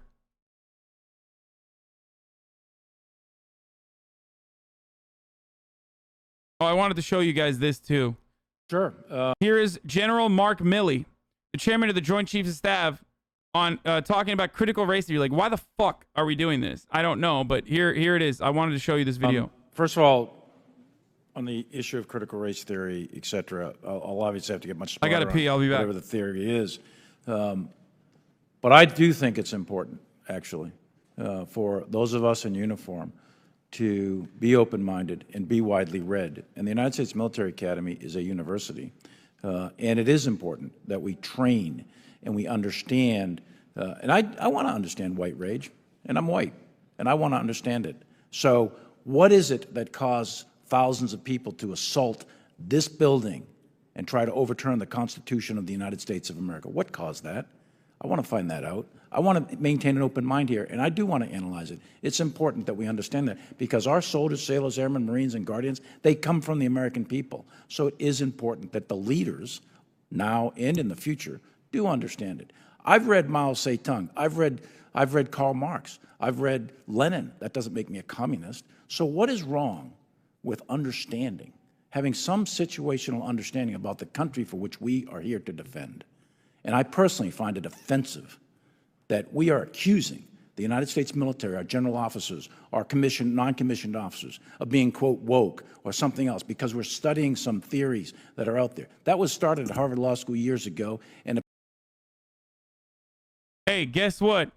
You fucking dumbass theory nerds in the chat. Turns out you can read too much theory, okay? Turns out you can read theory and still be a fucking, you know, imperialist warmonger. Are you happy? There you go, dude. What happened, dude? Read theory, read theory, read theory, read theory. What's up, dude? He read theory. This is what happened to him. It proposed that there were laws. Brought his rucksack with him, dude. Look at this. United States, antebellum laws prior to the Civil War that led to a power differential with African Americans that were 3/4 of a human being when this country was formed. And then we had a Civil War and Emancipation Proclamation to change it. And we brought it up to the Civil Rights Act in 1964. It took another 100 years. Do you not read theory? No, I've read theory. To change that. So look it, I do want to know. And I respect your service, and you and I are both Green Berets. But I want to know. And it matters to our military and the discipline and cohesion of this military. And I thank you for the opportunity. If one is an imperialist warmonger, how can they know if they're an imperialist warmonger asking for a friend? There's nothing wrong with it. There's nothing wrong with reading theory. I just get like annoyed because there are like weirdo theory weaves that like will routinely be like, no, it's the magic bullet. Well, there you go.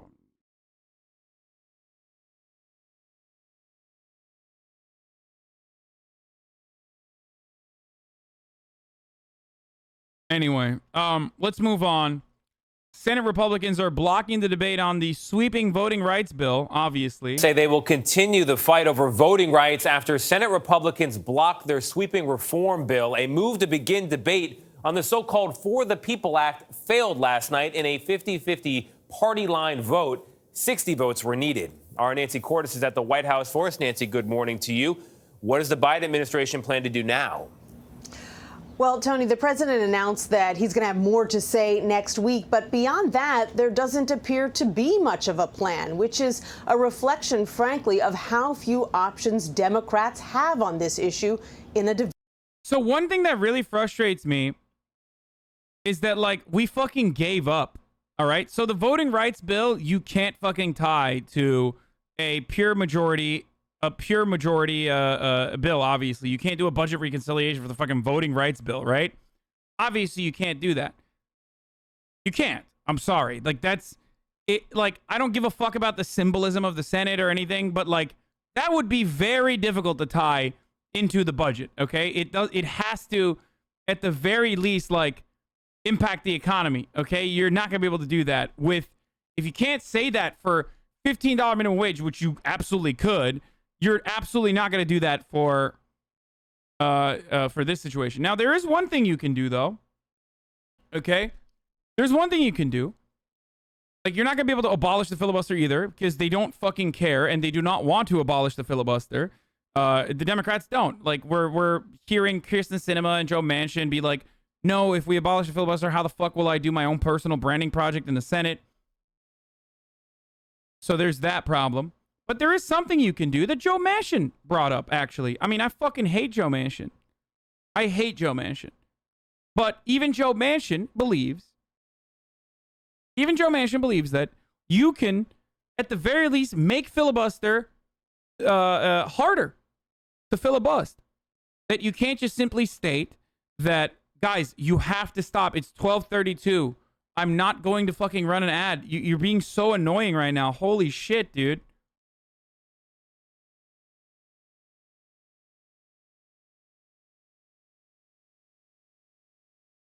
Budget reconciliation is defined in statute, not Senate rules. Yes, but you can... So what? Senate breaking those rules would land the bill in legal trouble? Shut the fuck up, dude. What are you talking about?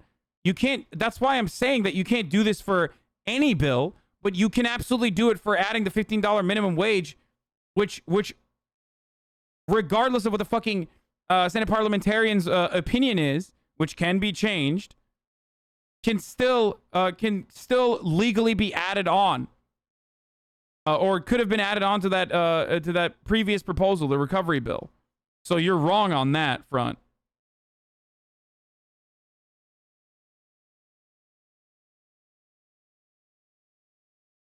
I'm agreeing with you, you himbo. Oh, okay. So what I was going to say is you can do certain things, which is to punish people that want to filibust, okay? If you want to do a filibuster, you have to be there. You can't just threaten with a filibuster and not even fucking show up. Like, you should be there, dude. You should actually have to, if you want to do a filibuster, you have to fucking stand on the Senate floor and talk the entire time. It's fucking bullshit that we don't do this. You have to debate. You have to be there. That's the only way that you should be able to do that. Put a goddamn catheter up your pee hole, okay? I don't give a shit. Wear a colostomy bag. And get your geriatric, fatless ass up on that goddamn stage and speak. For as long as you want to do it.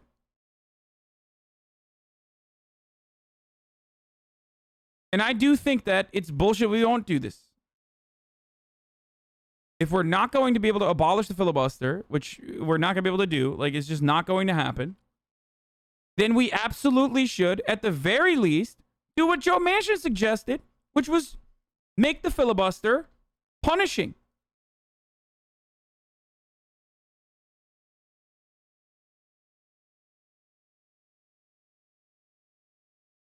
And this is like something that Joe Manchin said he would be willing to do. And we're not even talking about that anymore. That is, of course, we have to do that. And then, only then could we, at the very least, like, punish Republicans and have them literally defend their positions for hours on end if they do want to stop the American people from, I don't know, getting some sort of federal regulation over who gets to vote and who doesn't get to vote.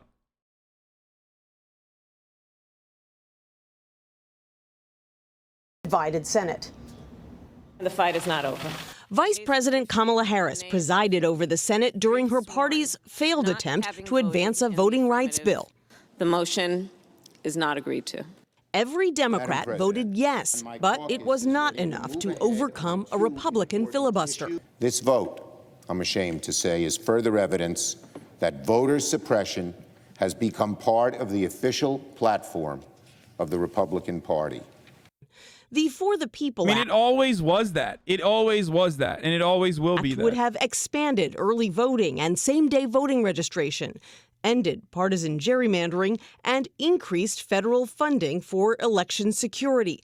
Republicans argued the measure was too broad and would have diminished the power that states and local governments have over elections. The bill that we have in front of us is not so much about voting rights as it is a federal takeover of the election system.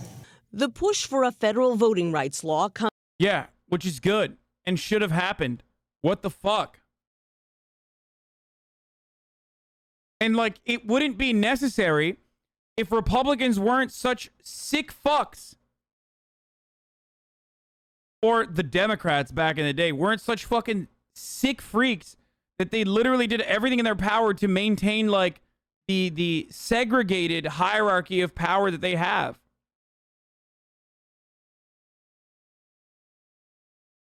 And to refuse to give even a little bit of a fucking say to black and brown people living in these different parts of the country. Like, they're just, it's the same old bullshit. Comes as Republicans in. Guys, I'll talk about John McAfee in a second. Like, I don't care, okay? I'm sorry, boys. I do not care about John McAfee committing suicide or being murdered in prison. He probably did fucking commit suicide because I don't think anyone gives a shit enough to, like, murder him. Let's be real. Okay? If he actually was killed or did commit suicide, I don't care. 48 state legislatures have introduced 389 bills this year alone to restrict voting access. The White House is rejecting criticism from some Democrats who say the president hasn't been vocal enough. Those words are a fight against the wrong opponent. President Biden has tapped his vice president to lead the White House effort on this issue. This is about the American people's right to vote, unfettered. It is about their access to the right to vote in a meaningful way. One small victory for Democrats. The entire party held together on this. Oh, man, what a small victory. To lose, like, this is so pathetic. And it's perfect, by the way. Also in Washington. I don't even care about Biden's plan to tackle gun violence. Like, it's just not going to happen. Okay. The hilarious part about this is, like, Democrats are going, like, we won, we won. It's like, why did we win? Oh, because we lost, but we lost together, dude. That's great. Please be careful today if you plan on listening to the audio of Britney Spears' court hearing. You are not permitted to record or broadcast the audio. Wait, really? Oh, oops. Well, I guess I'm not watching the conservatory hearings. Wrote an open letter to leaders of Muslim states asking them to unite against Islamophobia, particularly in the West. Why did you feel the need to write that public letter? The problem is there's this big communication gap between the Islamic world and the Western societies. It happened after 9/11, when the word Islamic terrorism came into currency. The moment you say Islamic terrorism, the man in the street in the West thinks that there's something in Islam which leads to terrorism, or Islam causes radicalism. After 9/11, any time some terrorist act went on where a Muslim was involved, the entire 1.3 billion Muslims started becoming targets. Just across your border in Western China, the Chinese government has imprisoned more than 1 million Uyghur Muslims. He's like, good point about the reactionary point of view being launched in the Western world. Instead of talking about that, let's go back to what's going on in China. It is Imran Khan, the Pakistani PM, who is 1,000% not going to criticize China. There's no shot. No fucking shot. Let's see what he says. In re-education camps, the Chinese government has tortured Muslims, forcibly sterilized them, and they've destroyed mosques in Xinjiang and also punished Muslims for fasting, praying, even giving Muslim names to their children. Prime Minister, why are you so outspoken about Islamophobia in Europe and the United States, but totally silent about the genocide of Muslims in Western China? What our conversations have been with the Chinese, this is not the case, according to them. The evidence is just overwhelming. Whatever. Damn. He didn't even fucking deflect. He literally just said, that's crazy. Issues we have with the Chinese, we speak to them behind closed doors. China has been one of the greatest friends to us in our most difficult times.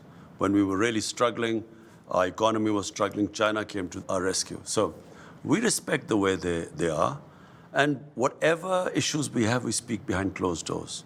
I think a more honest answer is like, why don't people just say this, what I'm about to say? What do you want me to do?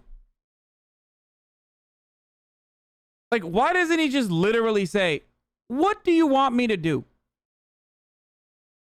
America's not even doing anything about it. They just bring it up as a talking point, and they're not even doing anything about it. What do you want me to fucking denounce it so that we can't be an effective trade partner with China? We don't have the kind of power that America has, and even America's not fucking stopping their trade from China for that respect. But China could easily turn around and be like, yeah, we're not gonna partner up with you anymore, Pakistan.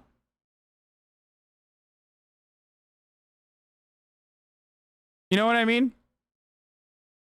That's what more people should say, actually. Just like, yeah, what can we do? Do you have suggestions? Jonathan Swan of Axios News?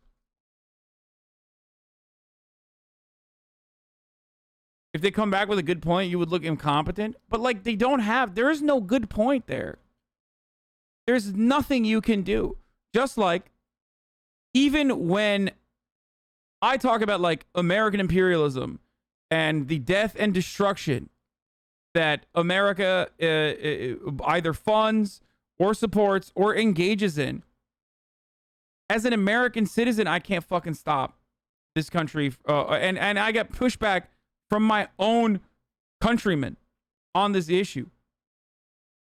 Like, Chinese motherfuckers don't have that right, even. Like, they don't have that kind of liberty to be able to be like, hold up, yo, CCP, y'all gotta stop this, okay?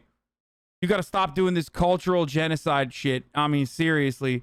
Work camps, round-the-clock surveillance of 10 million people that you have considered to be, like, extremist, separatist terrorists. Not good. Like, what are you gonna do? They can't do anything. The Chinese people can't do anything. What the fuck is Pakistan gonna do? Which is why a lot of these world leaders in Muslim countries, with I guess the notable exception of like, with the I guess the notable exception of like Erdogan from time to time,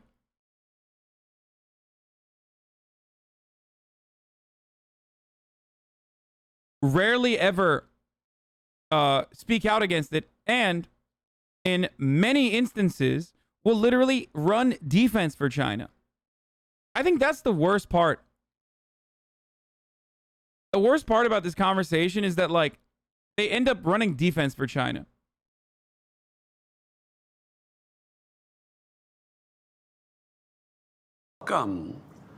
This is such a big issue in the Western world. Why are the people of Kashmir ignored? It is much more relevant. Compared to what might be going in the Uyghurs, 100,000 Kashmiris have been killed. Yeah, he's trying to talk about Kashmir and what, like, the fascist Indian government is doing in Kashmir to a predominantly Muslim population. Forced expulsions, murder, kidnapping of politicians in the region. And, like, and in that conversation, if you were, like, turning it around and being like, hey, well, what about Chinese, what about what's going on in Chinese work camps and shit like that? You're like, okay, you're saying Kashmir wrong. Just use the whitewash pronunciation. Kashmir. Both are bad. Motherfucker, he's the prime minister of Pakistan. What do you mean, dude? Both are bad. To him, this is a very important issue. Like, what the fuck are you talking about? Yeah, no shit, both are bad. What the fuck do you mean? Yeah, both are bad. But you're not making, like, a profound fucking statement here. You're not expressing something that is unique here.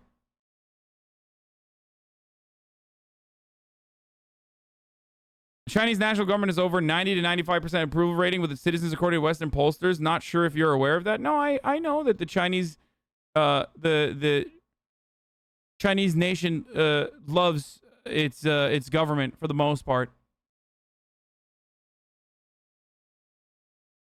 No, I think that the Chinese government has like I think wait, by the way, boys,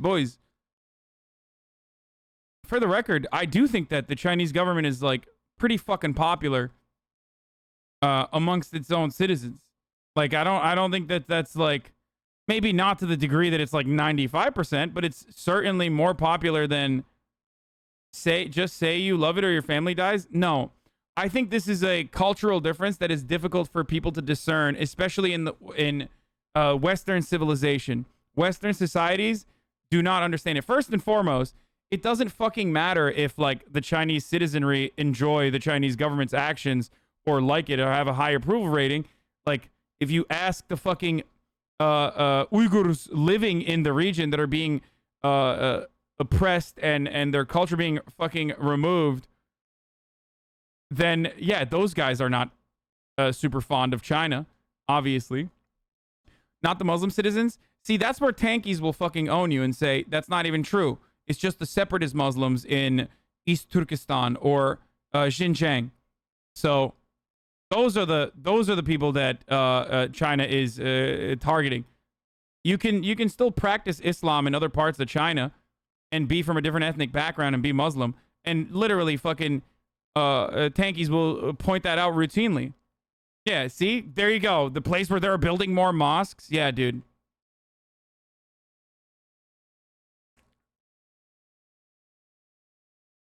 Anyway, so the point I was going to make is that like roommate in college came from an hour outside of Shanghai, pretty much said he had no idea people viewed China negatively until he moved here. Yeah, the point people don't understand is like in a lot of these countries, like in China, for example, there is an understanding that your government will take care of you as long as you fucking keep your head down. Okay? Not criticize it too much, not rock the boat too much, but there's like a cultural cohesion that, you know, everyone's going to do all right. The government's going to do right by you as best as they possibly can, as long as you know, keep your fucking head down and don't think about it too much.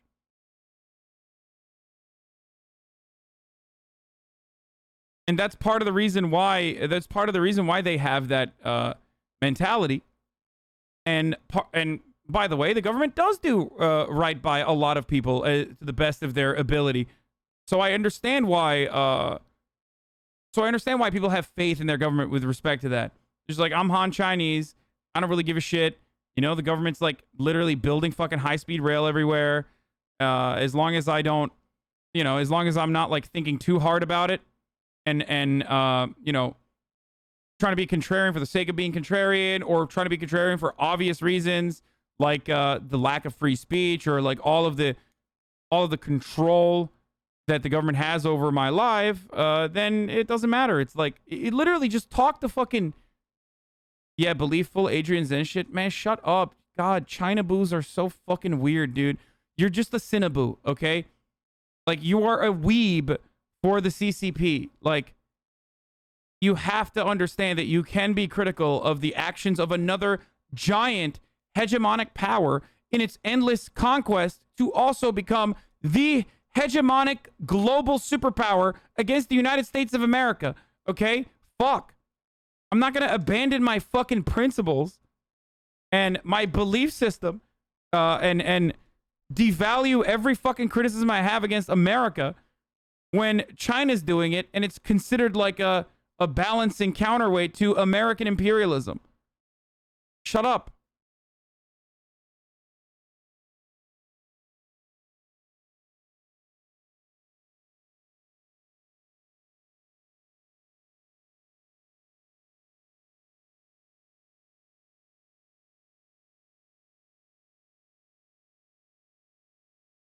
Anyway.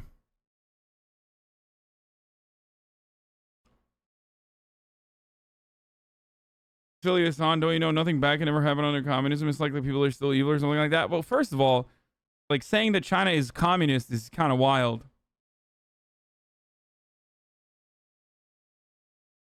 We're saying the foundations of you saying the citizens have no say is empirically false. It's not just 5 dudes waving a hand. No, I think the citizens don't have any say beyond like straight up rebellion. If the government was too authoritarian, that's the power dynamic in authoritarian countries. If the delicate balance of authoritarianism while also simultaneously uplifting certain parts of the country if the balance fell out in favor of the authoritarianism over uplifting certain parts of the country, then there would be a rebellion. And that's the way that things happen on that side of the world. Okay?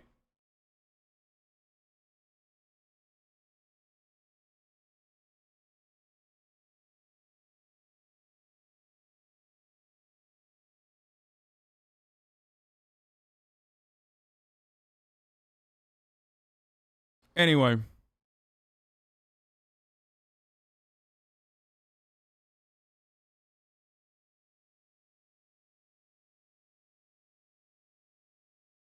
The issue with the Chinese government is that they're oblivious to the top of the hour. Oh, fuck you, dude. I shouldn't have read that. I was going to do it on my own. Yeah, it's top of the fucking hour. That's the issue with the Chinese government, okay? And they refuse to recognize it. My endless thirst for reading chatter takes fucking ruined it. And if you'd like to no longer see the ads, well then, all you need to do is subscribe. You can do it for $5 or for free. By connecting your Amazon Prime account to your Twitch account, you get 1 free Prime subscription a month. Okay? With a Twitch Prime, that is. And here's the ad break now. God damn it.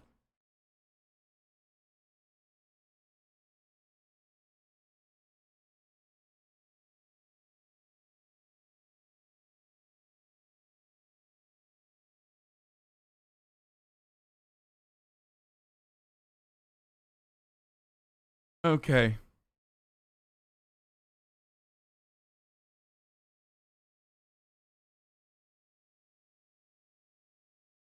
Here it is. There are 800,000 Indian troops which have literally, it's an open prison in Kashmir. 9 million Kashmiris are put there. Why is that not an issue? So I think it's hypocrisy. They've been a huge partner to you, China, but on some level, doesn't it make you feel sick to have to be quiet because of all this money they're putting into Pakistan? I look around the world, what's happening in Palestine, Libya, Somalia, Syria, Afghanistan. Am I going to start talking about everything? I concentrate on what is happening on my border, in my country. This is on your border. Which is part of, no, that is part of Pakistan. 100,000 Kashmiris are dying. That concerns me more. Because half of Kashmir is in Pakistan. This is a grotesquely large human rights atrocity. First of all, I'm not sure about that because... See, this is the part where it's like bullshit. Like, don't say, first of all, I'm not sure about that. But he has to. I mean, otherwise China will be like, oh, yeah? No longer are we fucking trading with you in the same way. Fuck you. With the Chinese, this is not the picture that comes from that side. So just to put He literally talks like you when people ask you about China. No, I'm very fucking open about... I never say I don't know about the cultural genocide of Uyghurs in Xinjiang. I never say that. I literally very openly state that China is engaging in absolutely rewriting the culture of Uyghur of Muslim Uyghurs living in Xinjiang, and they do absolutely do this. They have fucking work camps. They have round-the-clock government surveillance. They do some of the most inhumane bullshit imaginable to these people, the 10 million people that live in that region, okay? And they want to basically turn them into Han Chinese.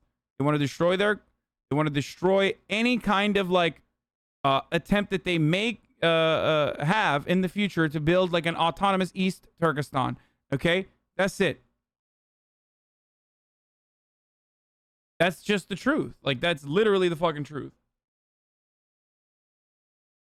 And not only that, but also, like, if you ask Xi Jinping, like, the reason why China is doing this, if you ask him, is because they're separatists. They're extremist separatists, terrorists. And he has to deal with them this way because America, that's what he learned from America, dealing with Muslim extremism. This is the official, like, statement from Xi Jinping. So, kind of weird that, like, the very same Marxist-Leninists or Dengus in the chat that uphold Xi Jinping's supremacy refuse to just recognize what Xi Jinping has personally said about this issue while simultaneously talking about American imperialism, and then refuse to say that and then turn around and say like it's CIA propaganda, basically. Okay, that's what it is. Oh, sorry. Thank you for repeating CIA propaganda. You're citing leaked internal documents, dude. They use the same shit for the Iraq War. No doubt what's happening is Islamophobic and fucked up, but genocide is a stretch, my man. I mean, I didn't say genocide. I said cultural genocide. Like, the thing that I don't believe in is the actual, like, you know, they're stealing bodies and, like, doing, they're robbing people of their organs and then selling them in the black market. Like, that sort of stuff reeks of, I haven't seen enough evidence for it, and that sort of stuff does reek like CIA propaganda. But to say that, like, there aren't documented fucking labor camps where people of Uyghur descent are not being retrained, and those labor camps are literally, like, you know, they're functionally prisons, is so stupid. Like, the organ harvesting stuff, yeah, it's that's conspiracy. And people will literally turn around and tell me that I'm a China shill for that. Okay?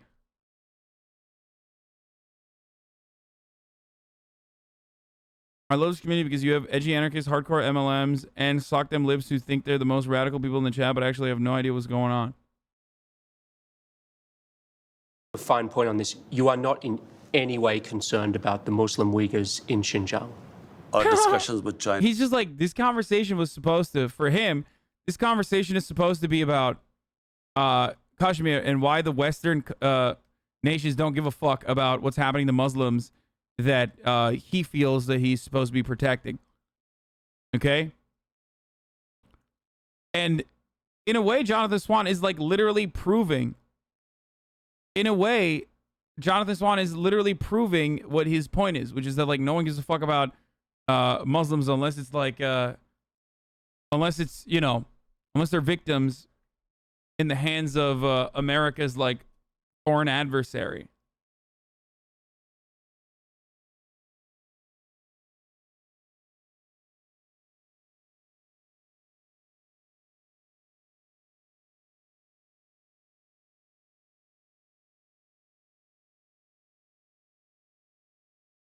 Anyway. But why would you mainstream op-ed writers paid by the U.S. government who defended the Bolivia coup lie to me when it comes to China? Wait, what?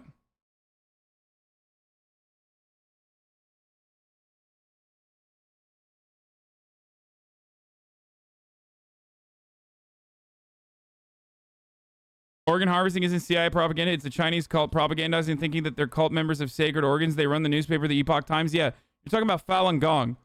Except Falun Gong is, like, an ally to the CIA. So saying that that's Falun Gong propaganda or saying that that's CIA propaganda is the same thing. The same picture. So. Oh, yeah, that's the other thing. Like, the greatest, like, anti-China news outlet that also happens to fund white supremacist terrorists all around the world for some weird reason, or defend white supremacist fascists all around the world for some reason, is Falun Gong, a fucking insane Chinese cult. But of course, we consider them to be our allies because China is our adversary, and those guys hate the Chinese government. So, but you know, they're just radicalizing your parents at home with Epoch Times. The issue is, where are those millions of numbers coming from? What are the source? If there are reliable sources for those numbers, I'm open that info. I haven't seen it. I've only seen service with like 5 people for that million number. If evidence to the contrary can be joined, I'll join your side. Okay.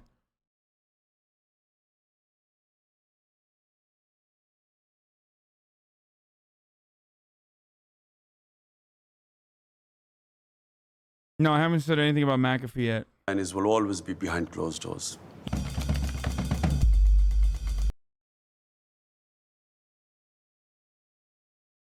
Housing market prices have skyrocketed to new highs. Housing market, the latest numbers showing record-breaking home prices. Our chief business correspondent Rebecca Jarvis has more on. After that, we're going to talk about John McAfee. What's okay? behind it and what to know if you're thinking of buying. Good morning, Rebecca. Good morning to you, Robin. Yeah, we are just seeing the largest increase in prices on record. The median price of an existing home in May above $350,000 for the first time ever on record. And prices are surging across the board, up 24% from this time last year. Prices have been surging since last summer, and there are two primary reasons for that. First of all, supply. The supply of inventory of homes for sale is at rock bottom levels today. The demand is surging since the pandemic, which some might call the great reassessment. People have raced out to buy homes. That is particularly hurting people who are new buyers to the housing market and lower income. Where we're really seeing the impact is at the $100,000 to $250,000 range of new homes for sale. And that is happening across the country in the Northeast, in the West, and in the South, Robin. What does all this mean for? It's wild to consider that that's the price range where there's like issues where there's like that price range in Los Angeles does not exist. Like that's just not a real price range for LA single family homes. Like that's not like you would have to literally move to like Sacramento or some shit to be able to get prices like that. Oh, actually, fuck that. I don't know if there's any part of California where you could purchase a single family home for that price. Like I'm sure there is, but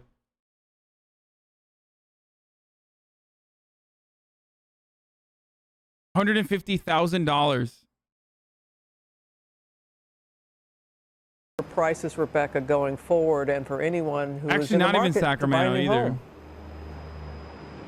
That is the $100 question, Robin.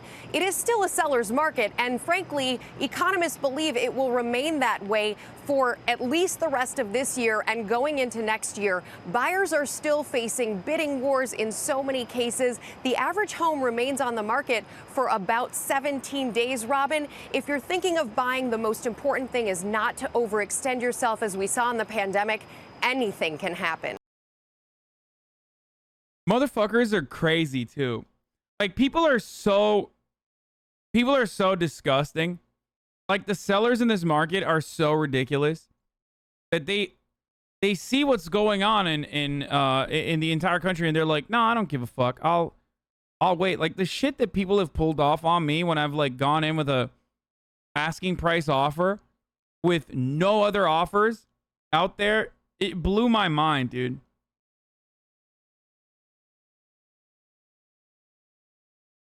Like, it's done. It's absolutely done.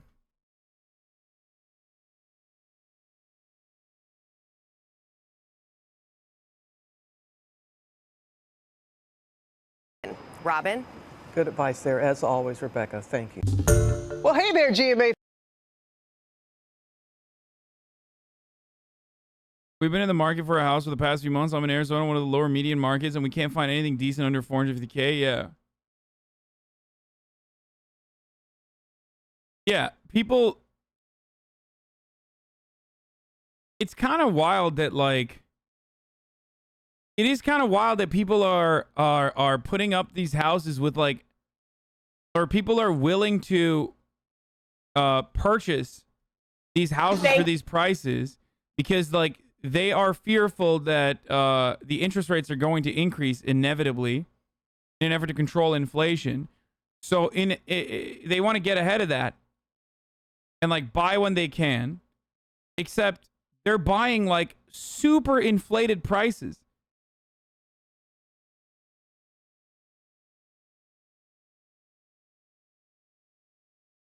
And yes, big like private equity hedge funds are purchasing homes in an effort to convert them from single family units into rentals, like for first time buyers. Ironically, creating a cycle in which the same first time buyers who are getting priced out by you know, all of these houses. It's not just BlackRock.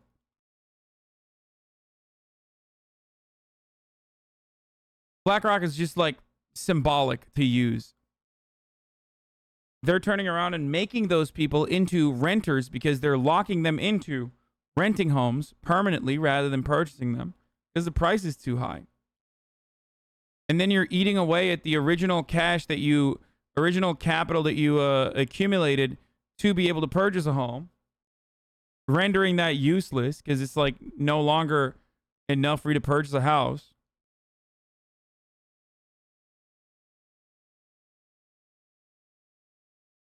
And that's where we're at. I mean, I'm comfortable in my rental, so I'll just fucking stay here.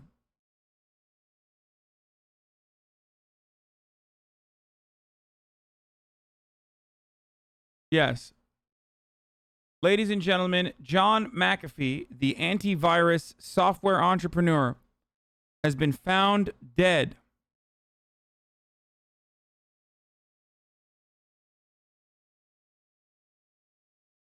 What? Has been found dead in a Spanish prison cell in what people are saying could be a suicide. Now, I'm a fan of conspiracies.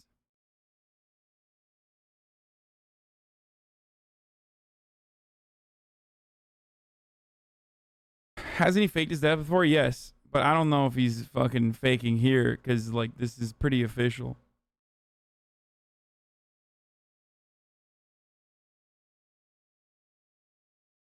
I don't know. I'm a fan of conspiracies, but, like, I don't know who the fuck would want to murder John McAfee if we're being real. Why was he in prison? I mean, why wasn't he in prison? He should have been in prison for numerous things that he did.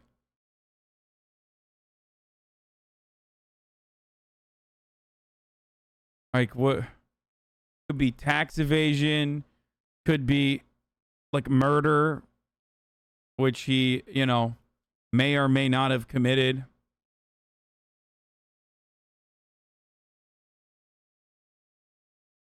From gangbanging, thug living to who knows what and where.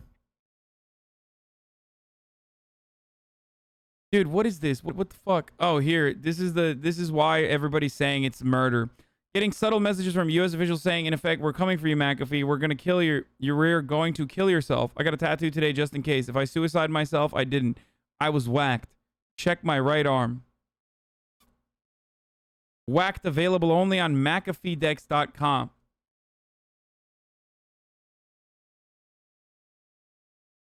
Like, you're literally selling his crypto.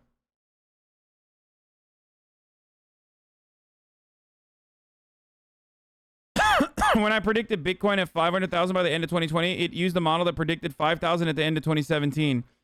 Bitcoin has accelerated much faster than my model assumptions. I now predict Bitcoin at 1 million by the end of 2020. I will still eat my dick if wrong.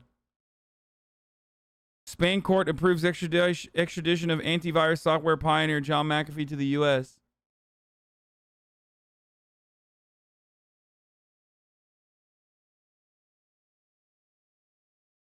He had recently been approved to be extradited to the U.S. for tax evasion. Yeah.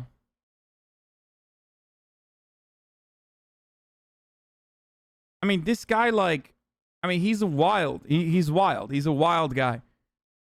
He would cut out a hole in a hammock and sit under it, the hole itself, and get, like, prostitutes to shit from the hole directly onto him, and I think into his mouth. Like, that's what he was into. That's the kind of shit that he was doing.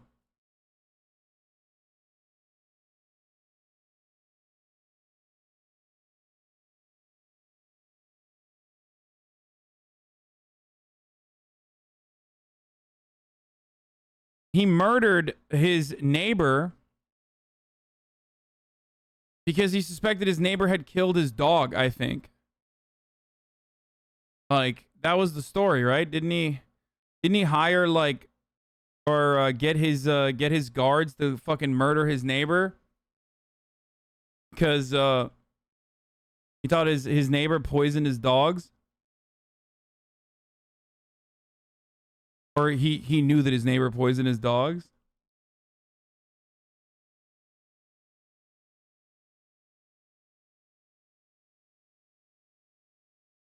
Yeah, he's talked about whale fucking in the past. Enough of this whale fucking is non-consensual bullshit. A humpback whale weighs 70,000 pounds, 50 feet long, and can dive more than a quarter mile and can crush ships with a single swipe of his tail. If a human manages to fuck one, you damn well better believe it's consensual.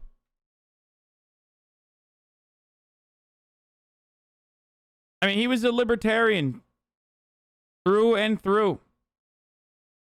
True to his values. This is what happens when you are, like, unironically a fucking libertarian. I replied to it. What did I say? Wait, I don't remember. Wait, give me the link again. Was it Shift Control T? How do you reopen a fucking tab? Oh, I said thank you, sir. Nephew of the horse fucker weighs in. God, these. I wonder if this dude follows me now. I wonder what's happening with dudes like this. An expert on nothing but spotting bullshit arguments. American of Mexican descent. Viva America. Oh, here we go.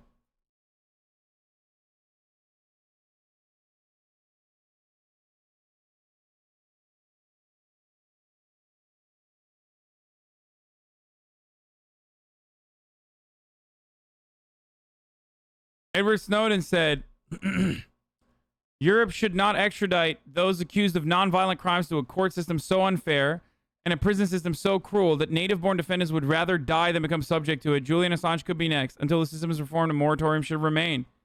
Turns out McAfee was American, born British. I regret the error.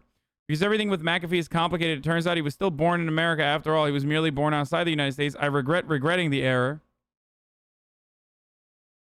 I mean, Edward Snowden's being a little sloppy here. I'm going to be honest with you. Like, it's interesting that he's, like, making such critical errors. I do, however, think that nonviolent offenders, as it pertains to, like, taxes, as it pertains to tax evasion, should be punished under the American court system. I'm gonna be honest with you. Like, especially considering the fact that, like, you know, there's no ad break here. Okay, stop. There's no ad break. I already ran the ad. Especially considering the fact that, like, if you're a tax evader in America, that means that, like, you fucking really deserve to be extradited. Like, can you imagine? Like, how can you get caught as a tax evader in America, dude? Like, you really have to be sloppy as a motherfucker. Like, the entire legal system is built around you not paying any taxes. Like, you could legally avoid most of the taxes you need to pay. Hello? Like, are you fucking insane? You have so many different ways to avoid it.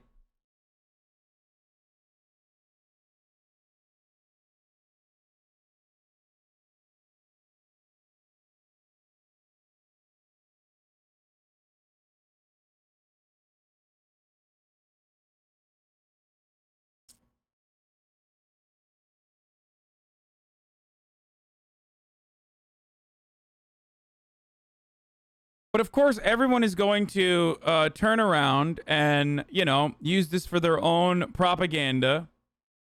Most famously, people will say, like, oh, this is happening because he was silenced by the government. Or they'll say this is happening because he was, like, promoting crypto.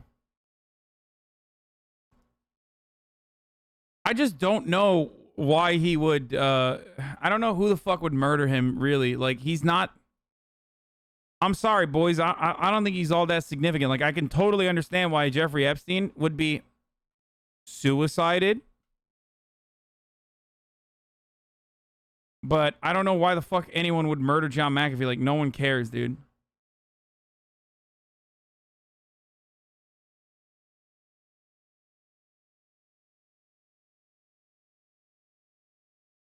He was just an unhinged, eccentric libertarian who drank a little bit too much of his own libertarian Kool-Aid.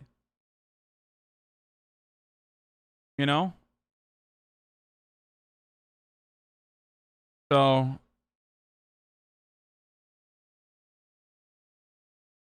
that's it.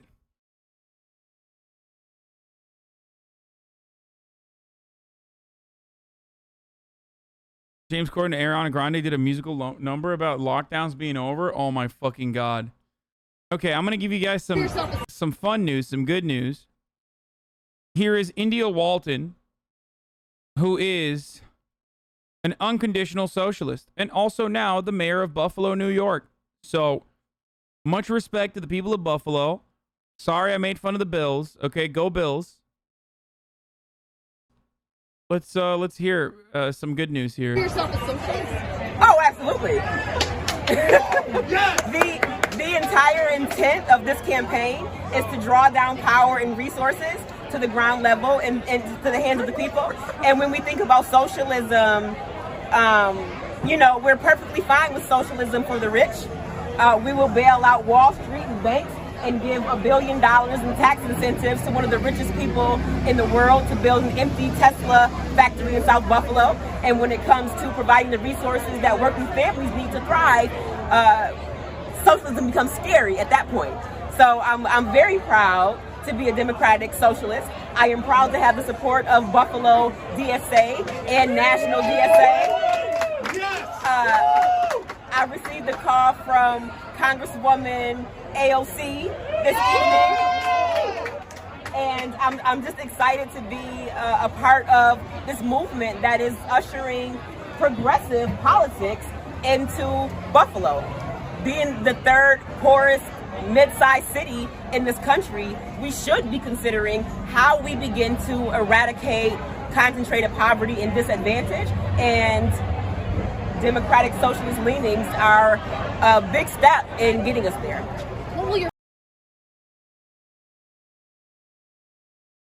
There it is. Now, of course, who knows what the fuck will happen? Who knows what'll happen? I mean, look, this is great. It's like, where are these captions coming from?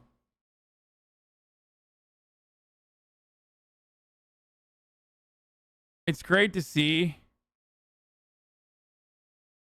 It's great to see stuff like this. But ultimately, I don't know. I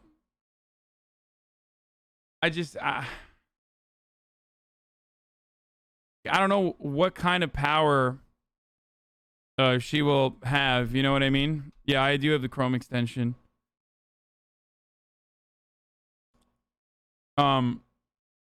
Now, Mayor Byron Brown is weighing in a write-in campaign against India Walton. Byron Brown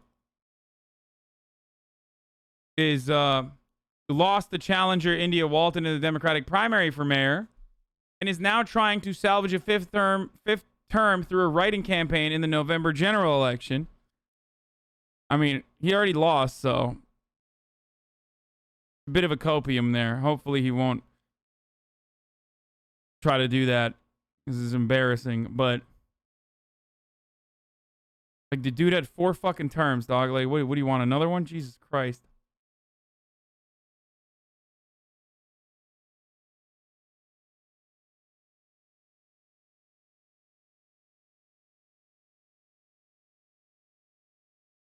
I just don't know. I don't.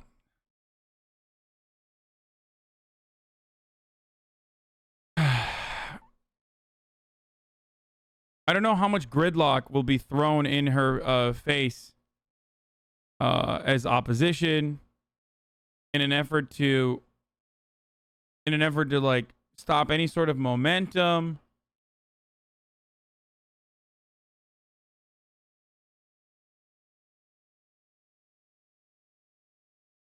I don't know if she has a profound amount of power to change things in Buffalo. It just feels like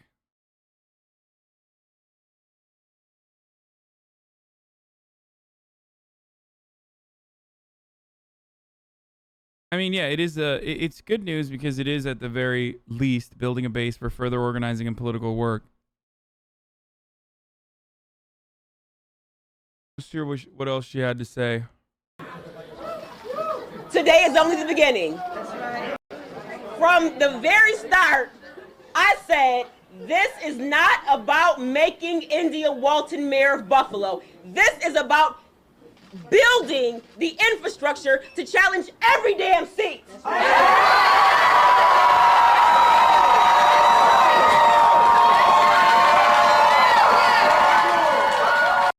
Buffalo, much like Syracuse, is, I mean, even worse than Syracuse in some ways, is just another forgotten part of America. Like, if you ever go to upstate New York, you'll know what I'm talking about. It's like literally a fucking ghost town for the most part. Like all of these areas where no longer, where there's no industry anymore is just like so awful. And the people are desperate. Streets are empty. Every mall is just like, every mall that was once like a cultural hub in these areas just are completely fucking foreclosed. And excuse you, I exist there, asshole. So then you know that I'm right.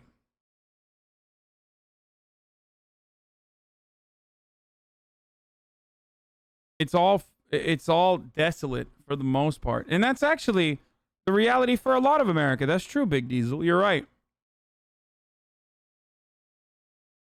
So these people are desperate.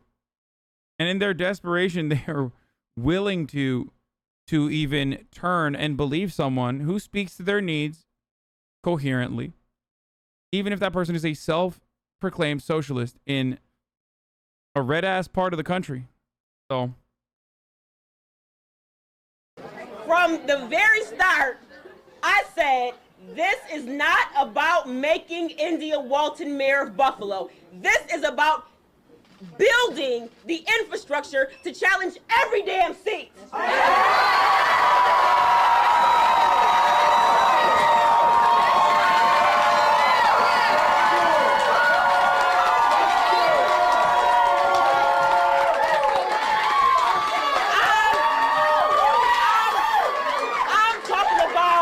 Committee seats, school board, common council.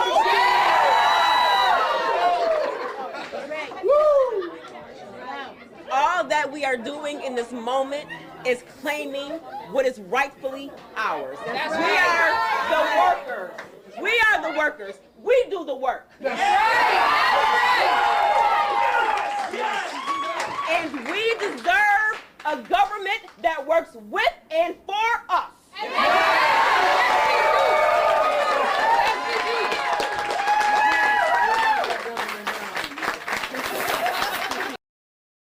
yeah, I'm Bill's Mafia now, baby. Aren't you a socialist? You sound sad about this, bro. I always keep expectations low, brother. That's just how I am. It is a really remarkable first step, though. It's great. This is great. Wonderful overall.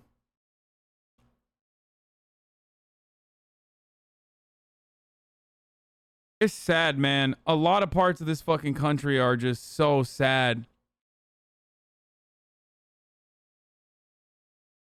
And so fucked.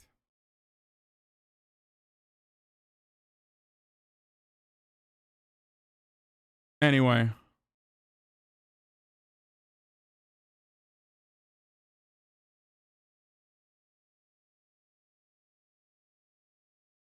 Do you think McAfee died from eating too much shit in prison? You think Spain gave him a hammock? No, I don't think so.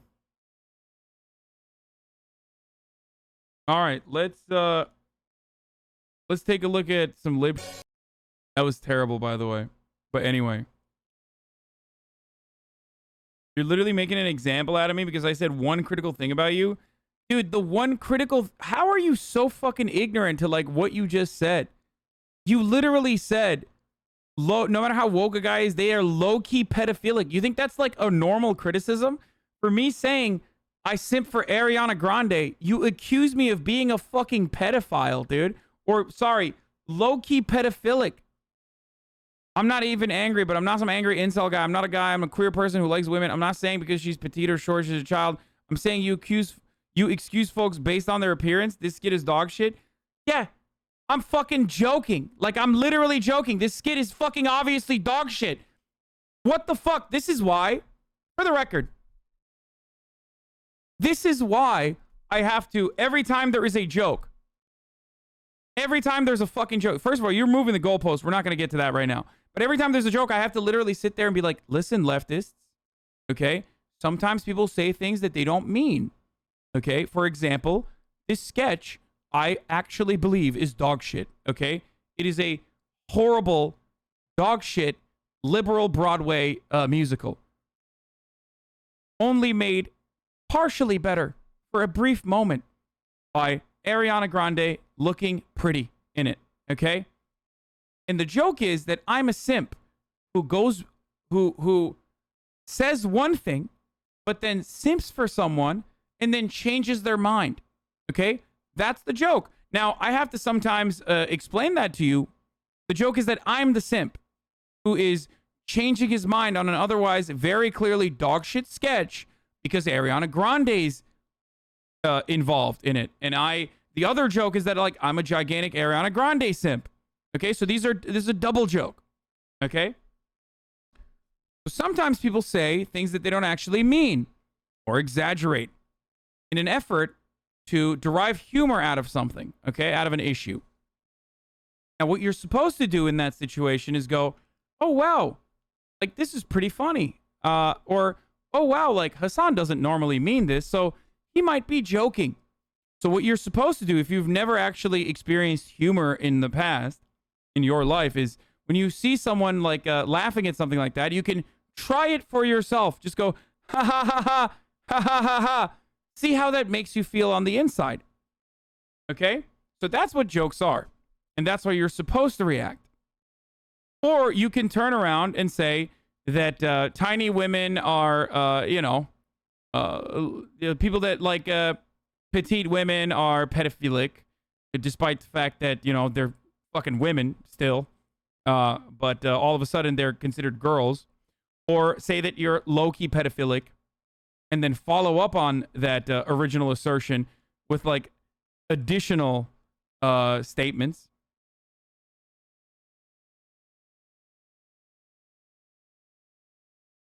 That sort of thing.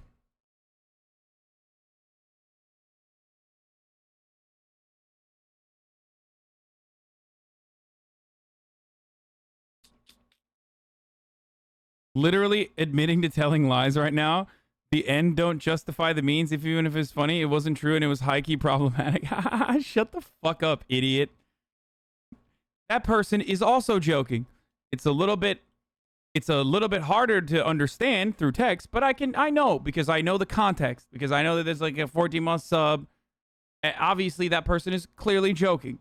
Okay? Liking big honkers and a dump truck ass on a broad makes me the least pedophilic person in this chat and therefore the best.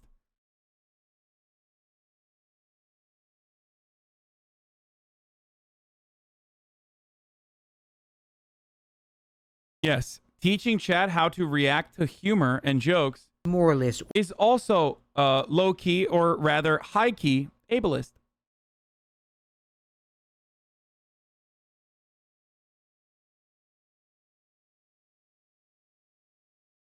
I'm also mansplaining and straight-splaining.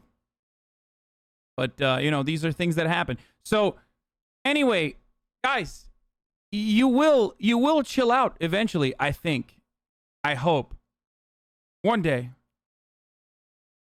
To be honest, Ariana's marriage is a child marriage because she is short, pretty wild. Yeah.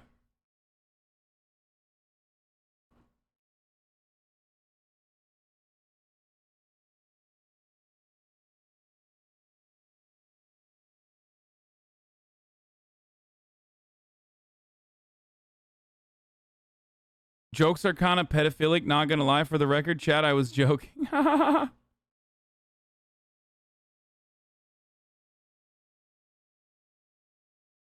Liking women under 5'8" is rooted in ephebophilia, a thread. Oh, Jesus Christ.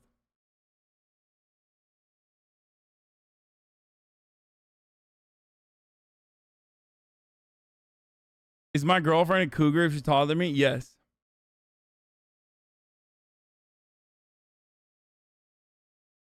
Petite woman here. Ariana definitely caters to pedo fantasies. Giant bows, teacup dresses, big high ponytails. Not sure if it's intentional, but she does it. Has nothing to do with stature. Fellas, are you a pedophile if you wear a bow? Fellas, are you... Yeah, dude, hold on. Let me find the Queen of England, or like an older, like the Dame Helen Mirren. Has she ever worn like a bow or something?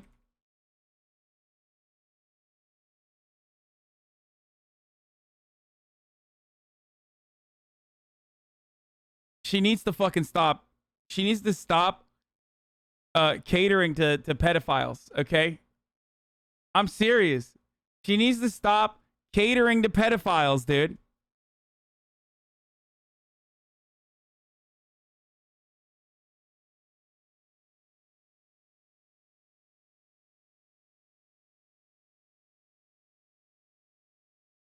Also, the inherent irony of like stating that like women only wear things to cater to the male gaze is very good too.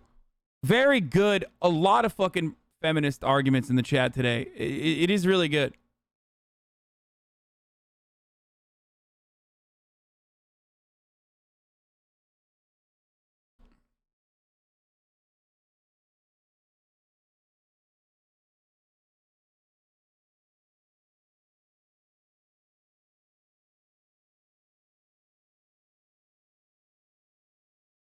The queen caters to pedos because she literally caters to Prince Andrew's dinners. Okay, that's true.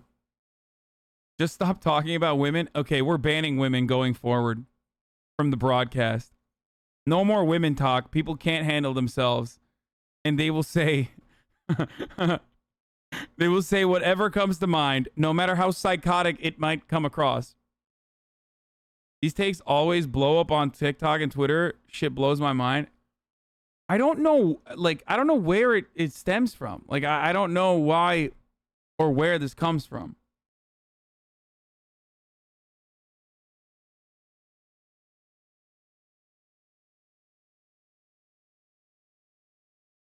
Anyone's attracted to HasanAbi or pedophiles because it's just like a 15-year-old sad boy?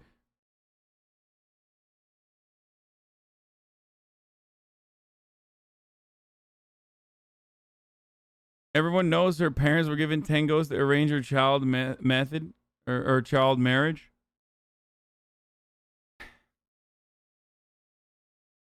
Nah, that's bullshit. She definitely caters to it in the same way that you cater to your audience. Okay, dude. It's actually all femcel takes. So rare. I've seen it on Reddit and 4chan from tall women. Dude, that's... The funny thing is I love tall women. I do. I love tall women. I love short women. I love all women. Okay? So, I mean, I'm tall, so I don't give a shit. It's great. More for me, okay? But it is a wild... It's like a wildly non-feminist argument to make when you're just like assigning womanhood to fucking, you know, how tall someone might be.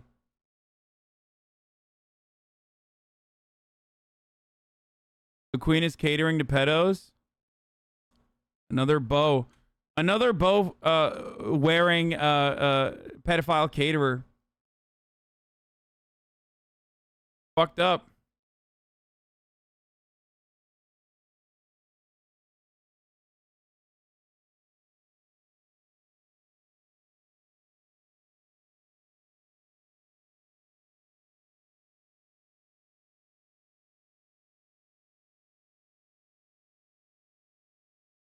Ariana Grande is just lolicon for Westerners? No, it's not, dude. No, it's not.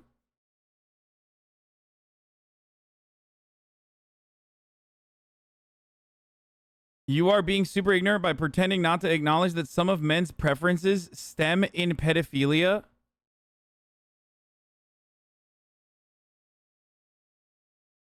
Please be bait. Please be bait. Please be bait. Please be bait. Yeah, maybe pedophiles or into children. I mean, those men, certainly.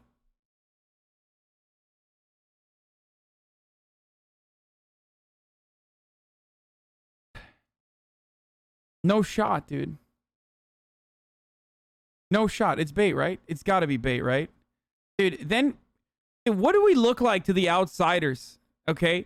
They come into this community and they fucking see people. They don't understand the culture. And they see like weirdos in the chat saying like incredibly weird shit, okay? Like insanely weird shit. And then they go, wow, Hasan's community are a bunch of fucking psychopaths, dude. Like they're just a bunch of sick fucks.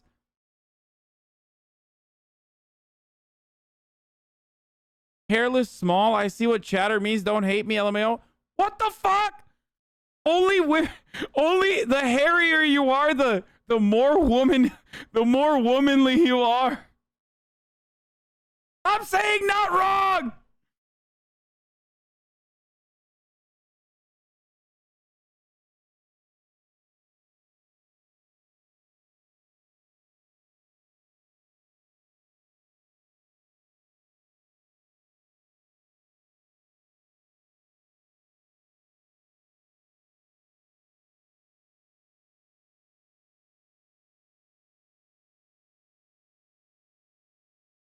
What is this? Incels mad about Twitch, lol?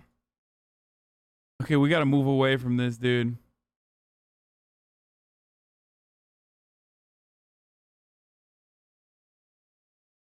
We gotta move away from this. Okay, don't forget breast hyphalastia exists, which is the underdevelopment of breast. So apparently I was pedobaiting until I got silicone.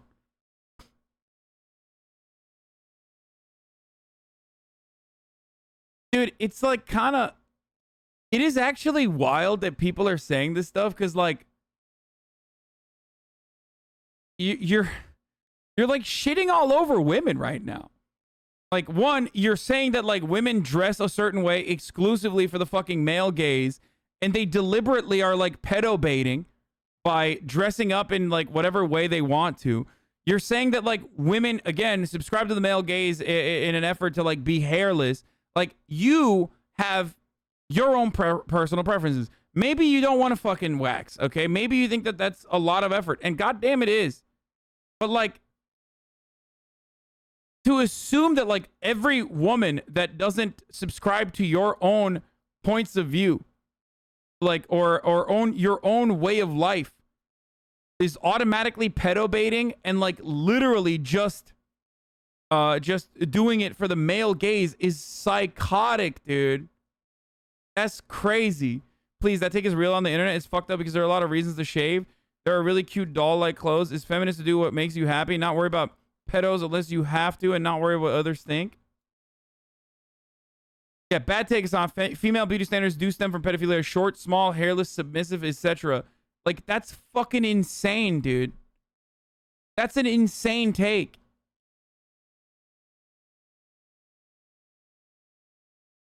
Like, you are the rad-lib Jordan Peterson. You know that, right?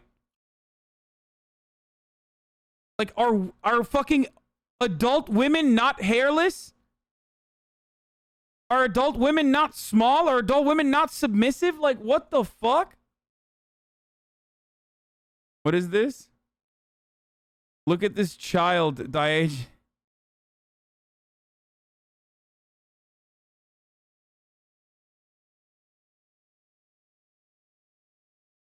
Yikes, dude. This is like actually a fucking psycho take. I think you guys just get off on me like paying attention to you. So that's the reason why you're saying that shit.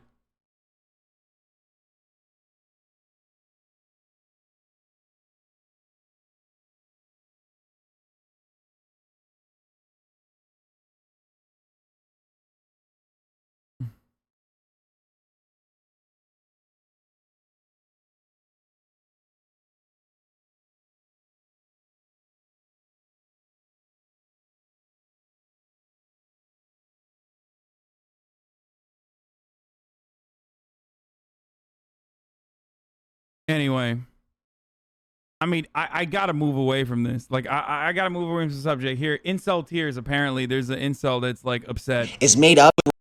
I don't know who needs to hear this, but none of these female Twitch streamers actually like playing the games. Dude, what is this guy doing? First of all, he's like actually good looking. You don't need to fucking do like 2017 era fucking takes to garner an audience. What the fuck? All you need to do is announce to your audience that this is the top of the hour. And there's a 60-second ad break coming right now. And that the way to avoid said ad breaks is by subscribing. Either with a $5 subscription or with a Twitch Prime for free. That's the way to garner an audience. That's the way you develop an audience, dude.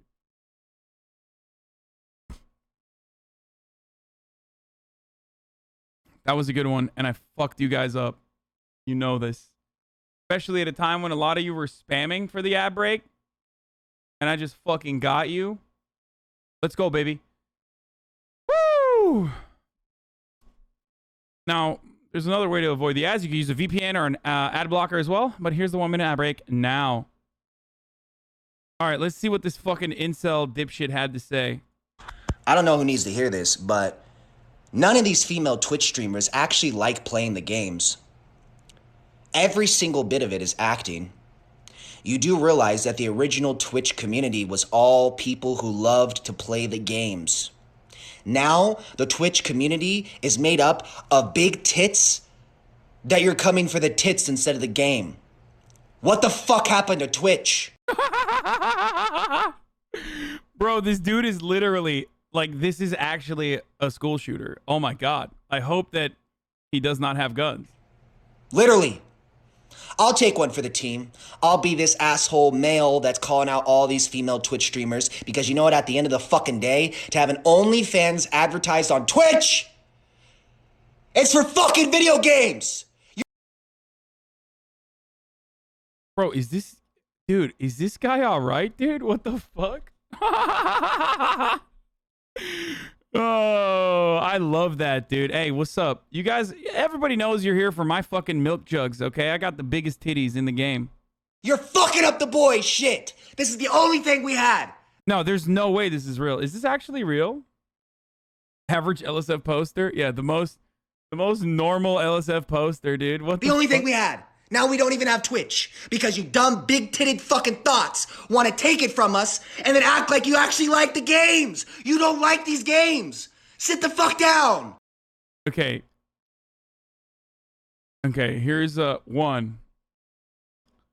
There are plenty of people on this platform, including myself, who are pretty successful that don't play video games for the most part. There are also plenty of women on this platform who would absolutely destroy this pathetic little incel fucking nerd and his bullshit KD on COD or whatever fucking shooter game that he thinks he's good at, okay? Which is ironic, to say the least. Like, a lot of these fucking weirdo incel dipshits who say shit like this would get fucking cumstered and dumpstered by people like Kaylee, okay? Pokimane. Like, there are... And Pokimane is, like, above average with some of the shooter games that she plays, okay? From what I understand. I don't know enough. But she would fucking destroy me and very likely destroy this person, okay? She might be very good at Valorant. I haven't watched any Valorant streams. I was thinking about, like, Overwatch. The last time we played together. Actually, not even just above average. She's like fucking really good. I don't know why I'm saying above average. Or not Overwatch. Fuck. We played Apex together. Not Overwatch.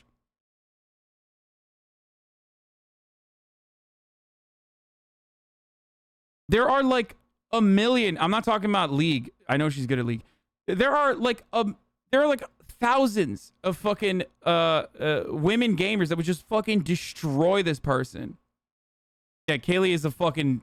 she's nasty as fuck. Daff is nasty as fuck.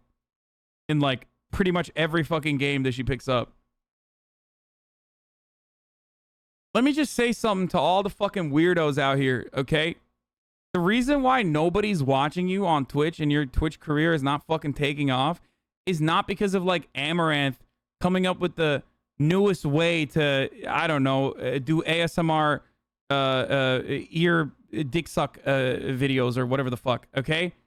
The real reason why your fucking shit's not taking off is because you have a dog shit personality and you probably haven't gotten lucky, and it's gonna be very hard for you to network with an attitude like this because it's super fucking entitled. Okay, so there are some people that need to hear this. All right? Stop being jealous that these people were able to figure it the fuck out, worked hard, and got very lucky, just like myself. And maybe pay attention to what the market wants to hear. His vids on TikTok. Oh my God. Oh, dude, this kid's a fucking Nazi, dude. Holy shit. There's no shot. Just for clarity, do you think a trans woman is a real woman? I don't really like the way those questions are formulated. You know, I don't know what that means. What do you mean a real woman? Well, I'm asking you, in your mind, you know, it depends what you think a real woman is, but do you think a trans woman... Acting like you didn't leverage your shank and your appearance to gain traction on Twitch? I mean, that's a good-looking dude. He could be, like, decently successful on his looks alone if he didn't have, like, the worst personality on the planet. Why the fuck are you getting mad at me that I'm attractive? Like, what a weird thing. Just get a normal haircut and figure it out, okay?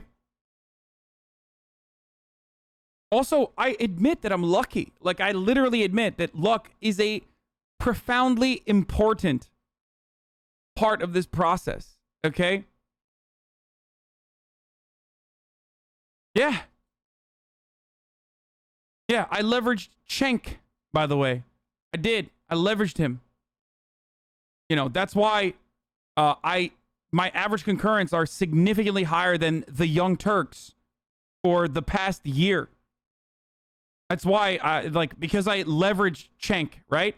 That's how that works. Like, you have to recognize that at a certain point, like, clout only takes you so far. When I first started here on Twitch, when I was on the Young Turks, simultaneously, I had 35 people watching me. Okay? Very weird.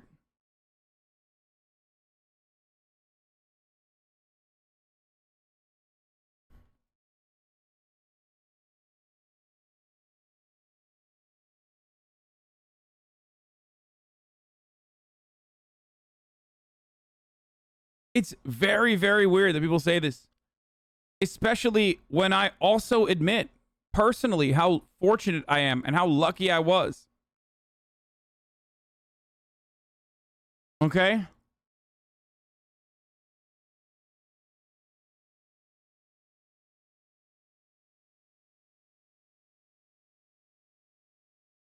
So, very, very weird take. It was pretty good. This dude is like... This dude is wild, dude. Insane.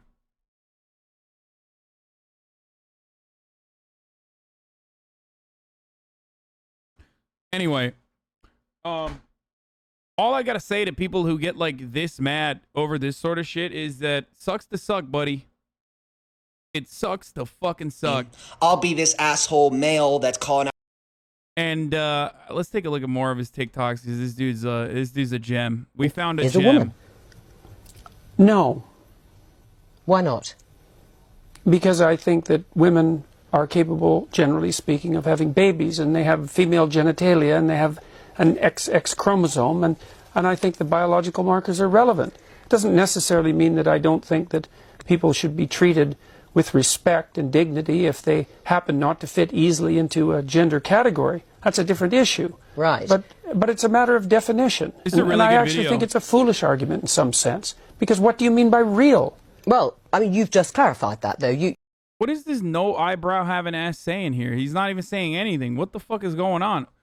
This is something I will never understand about like TikTok videos where it's like people just do this. Like, you're not doing a duet, dude. You're just fucking reposting the video with your face on the bottom of it. You don't think Like, how that did you take something as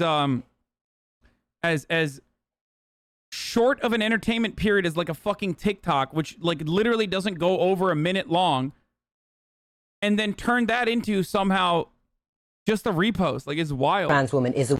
Just for clarity, do you think... I don't understand that. Like, react harder, motherfucker. All right, I gotta see more of this dude. Oh my God, he's so mad. Oh God, wait, what the fuck? No. All right, for those who wanted to see it on my PlayStation 4 because you think I have a dev account, here you haters go. Let's go to my locker. Let me scroll all the way up for you really quickly. Scroll all the way up. Yo, why are console Fortnite gamers playing fucking Fortnite literally in 2021 talking shit about like whether women can game or not, dude? Bro, you have like, are you really showing your $10,000 worth of fucking Fortnite skins in a baby game as like your gamer cred? Put on that side. There you Lock go. this dude up, dude. This is a fucking, this is jail shit. There you go. Now scroll all the way down. Dev what? Yeah, that's my dog coughing, because my dog's allergic to all the fucking hatery of you punk-ass bitches who are jealous because you ain't got this much money to spend during the pandemic. You're just fucking jealous. Why would you spend your money on that? Well, why the fuck do you go to a restaurant and spend your money on food that's just gonna be shit out of your ass into the toilet? Why do you spend $100 on a flame? Motherfucker really said Fortnite skins are sustenance, dude. He's got to be joking, right? Like, there's no way he's this stupid. This is satire. Flame and yawn when you're just gonna shit out a flame and yawn. It's because it makes you fucking happy, you dillweed. Don't be fucking jealous just because I got way more bread than you during the pandemic. This is satire. Don't be jealous because I can't. I don't think people are this stupid, like, authentically. I refuse to believe that someone is this stupid authentically. And spend money on stupid shit like this and still have money. All right, for those who wanted to see it. Oh God, look at this fucking, he skinned his PS4 too. Oh my God, dude. Oh God. Yo, this is why some parents should just not have children, okay?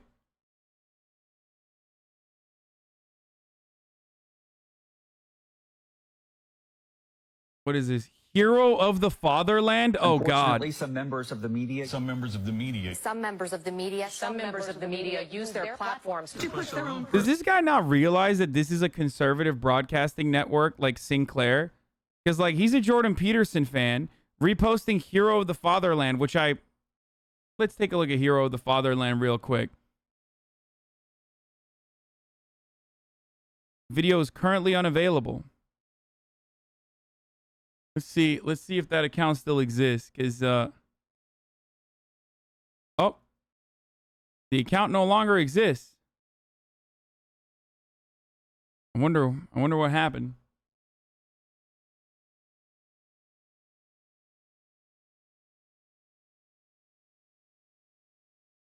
I wonder what happened to Hero of the Fatherland. I love when fucking dumbass conservatives will like post this shit, not realizing that this is literally a cut from, like, you know, John Oliver's show, showcasing that like Sinclair is drip feeding conservative propaganda to your stupid fucking parents, who then educate you on that same kind of idiotic worldview that you now consider to be like subversive thinking.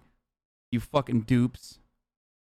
Personal bias. To push their own personal bias and agenda to control exactly what people think. This is extremely dangerous to our democracy. Unfortunately, some members of the media. God damn, dude. Okay, is that it? Is this all he does? He's just like, this is terrible. All right. After showing my $10,000 Fortnite account, a lot of you are asking me, what do I do for a living? Let's talk about some of the biggest legal hustles here on TikTok that actually don't even seem like they're legal, but are. First up, we got Spider-Man himself, Tom Holland. As you can see, this is a Tom Holland fan page, receiving massive amounts of donations. But that's not actually Tom Holland. We all know Mr. Buff Baldness himself, Dwayne Johnson, and yet another fan page raking in the donations, all perfectly legal, I might add. Now, you might be thinking to yourself, impersonating an A-list celebrity and receiving financial gain in the process must somehow be a violation of TikTok's terms and conditions. But the truth is... So is he saying he does that? Like, he runs, like, fan accounts or something? Quite opposite. Every time I've reported these scam fucks, I get this message. The content doesn't violate our community guidelines. Wait. I'm confused. So he is doing this or he's not doing it? He's like... He's actually, the question was, how do you have $10,000 worth of Fortnite skins? And he's just talking about how, you know, people are making scam accounts. No, I don't do this for a living, but I made you think I did, so that way you would actually help me report these scam fucks and clean up the community. After showing... Dude, this guy is so strange, dude. Okay... This is the guy that would crank at the hot tub streamers and then report it. Dude, there is something deeply wrong with... Yeah, he has rich parents. That's the answer. But, like, there's something deeply wrong with this dude. Now we don't even have Twitch because you dumb, big-titted fucking thoughts want to take it from... Excuse me, your Kyle-ness? I am but a homely gamer girl, and I'm looking for a sense of community. Do you think I may gain access to your most awesome platform? I mean, I don't know. Are you a thought? Do you have big juicy titties? Why did you send this to me? That's not allowed here. This is bros only. Oh no, your Kyle. Did you just send me your own fucking TikTok reply? Why do people do this to me all the time? Hey, bro, check out this TikTok reply. It's pretty funny, right? Like, literally... your own TikTok reply that you made. This guy is a 95% of winding up in a JCS video. Straight up, dude.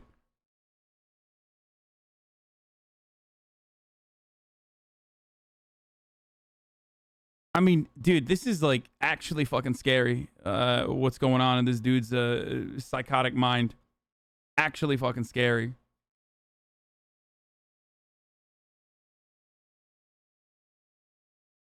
It's also the irony of like someone who fucking portrays themselves to be a gamer to like flex their gamer cred by showing their fucking Fortnite account with Fortnite skins is so hilarious, dude.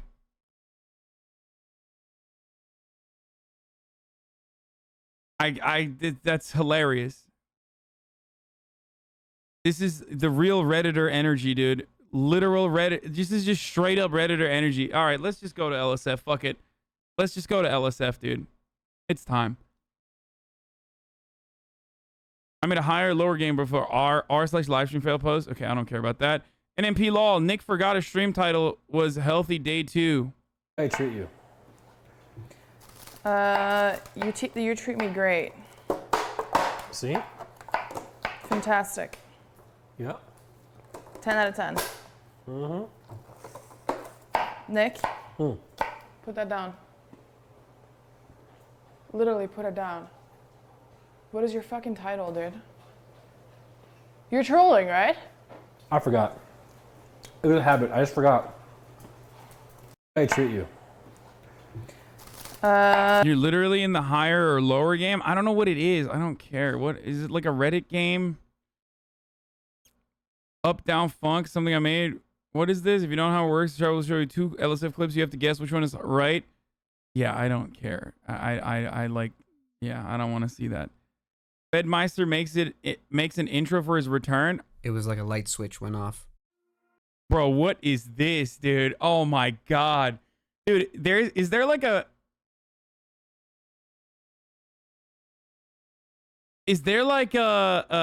fucking PR firm that does this now?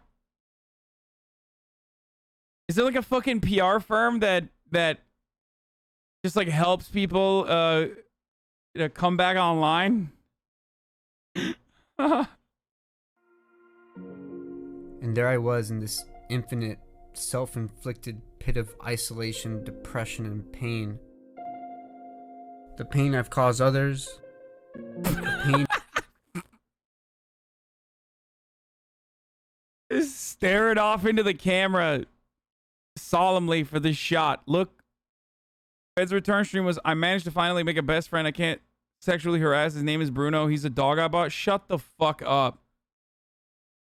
No shot. That's so bad, dude. What the fuck? What is he thinking, dude? No shot. RTB, are you serious? Bro, is this MPD? Pain of loss, the pain of disappointment and regret. This sort of mental state continued for months.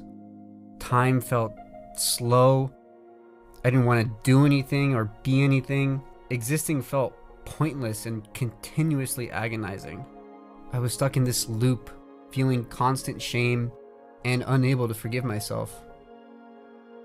You know, for so long I was trying to subconsciously run away from the reality of my situation with food, games, shows, even traveling. Traveling with the few people left who still believed in me. Hey. There we go? Yeah. Wait, what the fuck? Are you like canceled? What are you doing? Wait. It was like a light switch went off. What? Oh, do I watch the full video now? I don't know if I should. Should I watch the full video? Y'all want me to watch this? Okay. So he came back and just like showed this video and then bounced and said he's gonna come back. It's 7 minutes long. It's kind of long, dude. Okay, let's see what the LSF take is on this. He even got a dog. He's doing the full content creator. I suffer so much. Also, sorry, I guess, but come on, guys. I suffer so much. Come back. The shot of him reading the subtle art and not giving a fuck is particularly funny. Like, dude, the problem definitely wasn't that you didn't give enough of a fuck.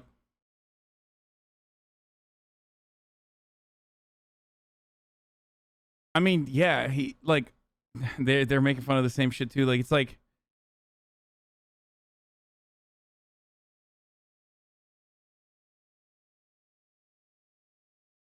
this is wild, dude. I stopped taking care of my body. Shows himself buff as fuck literally seconds before he got shredded. I gotta see this.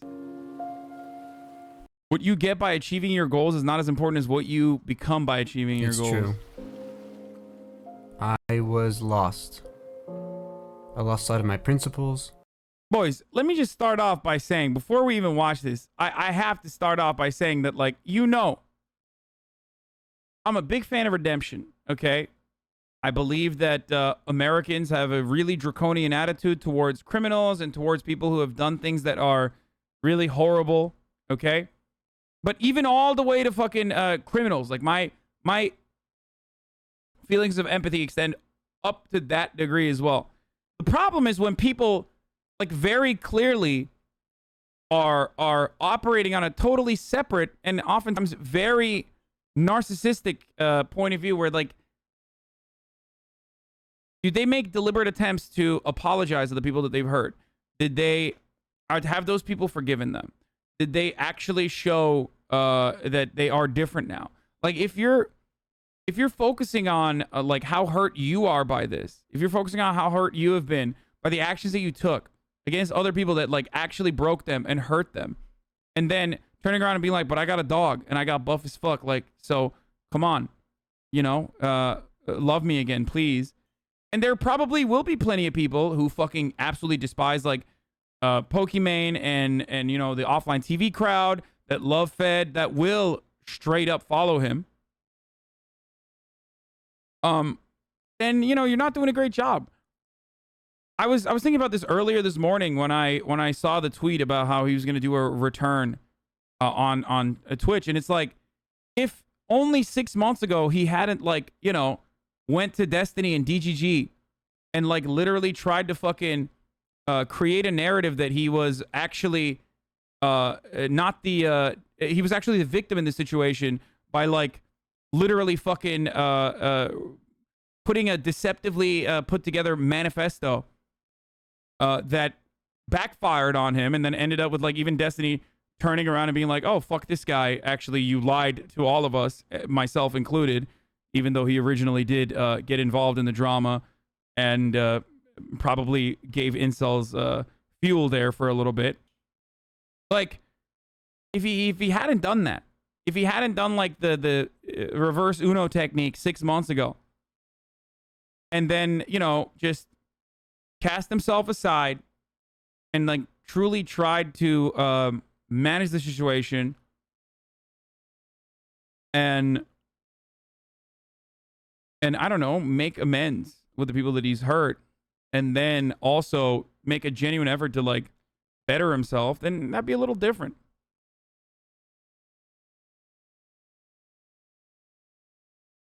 Like, that was terrible. I don't think people are going to forget that anytime soon. I lost my sense of boundaries, my ability to harbor compassion and consideration. I was blinded by my own doing and hurt some of the people I've come to care about the most. To anyone I truly hurt, I just want to once and for all say, like, that wasn't the fucking reason, dude. Like, it wasn't because you broke the window. I'm sorry. In the end, I could hardly recognize myself. And then it was like a light switch went off. And there I was in this infinite, self-inflicted pit of isolation, depression, and pain. The pain I've caused others, the pain of loss, the pain of disappointment and regret. This sort of mental state continued for months. Time felt slow. Like, when you fucking film yourself, like, you know, talking into a camera, looking all sad and shit, like, you're just trying to portray yourself as the victim in this situation. That's kind of fucking whack, dude. Just be honest and be like, I victimize people. I behave like a predator. I was unaware. Like, if you want, like, some kind of explanation, you could just, like, I don't know. Like, or be honest and be like, I was aware. I was a bad person. I did bad things, okay? Like, don't even say that you're unaware. If you were aware, then say you were aware of your actions and you manipulated people. And then also on top of that, you fucking literally, he's literally saying, sorry, stop being toxic. Oh, God, here the fucking Fed Simps have entered the chat. Free Palestine, heart, free Palestine. He's literally saying he's sorry. So interesting. Like, free Palestine.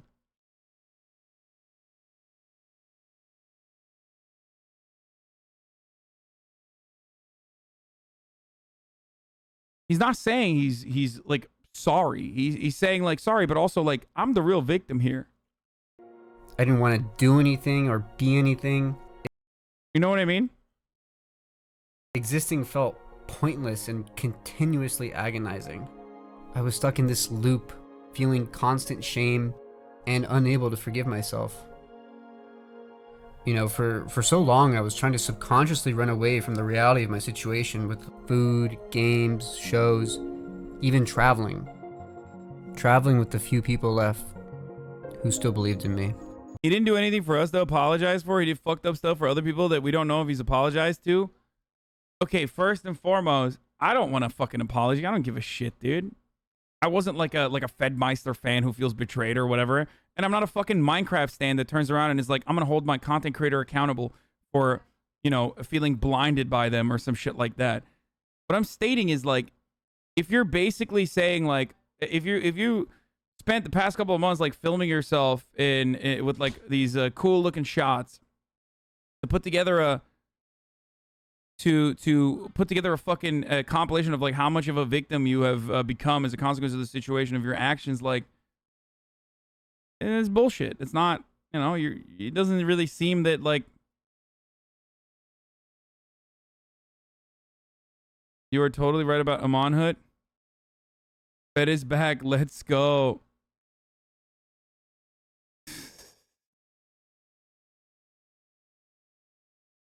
Fucking lasered, dude.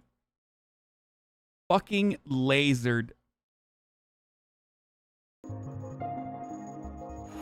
Hey. Hey, Rico? Yeah. Wait, what the fuck? Are you like canceled? What are you doing? Wait, what the fuck? Many months of this routine misery passed, and I understood finally that my life was no longer going to be the same.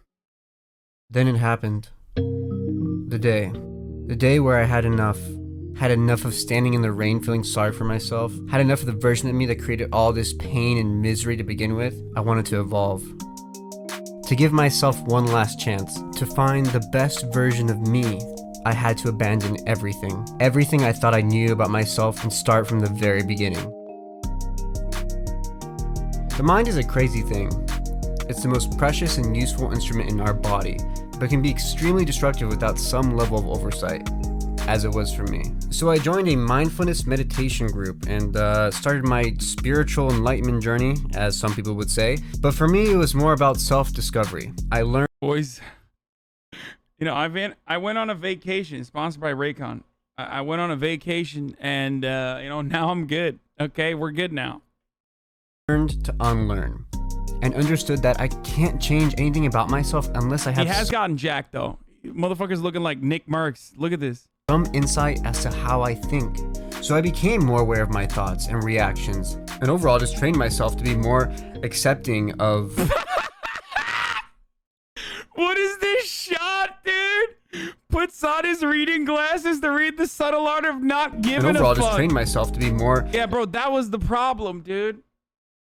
I'm sure that's what everybody at Offline TV is. That's what they were thinking. Like, damn, dude, FEDMYSTER gives a fuck too much.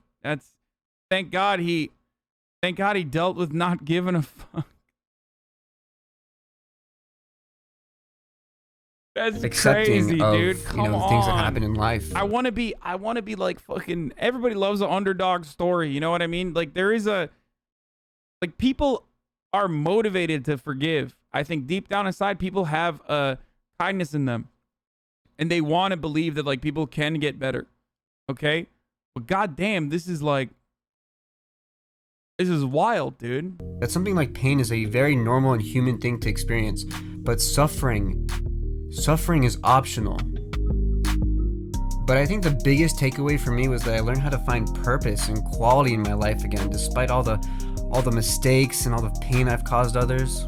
Unfortunately, I didn't just snap my fingers and suddenly have this life-altering mindset. These concepts and ideas took months to practice and fully grasp, but for the first time in my life, I was in control. I control the quality of my life. This kind of mental shift started to bleed into other parts of my life.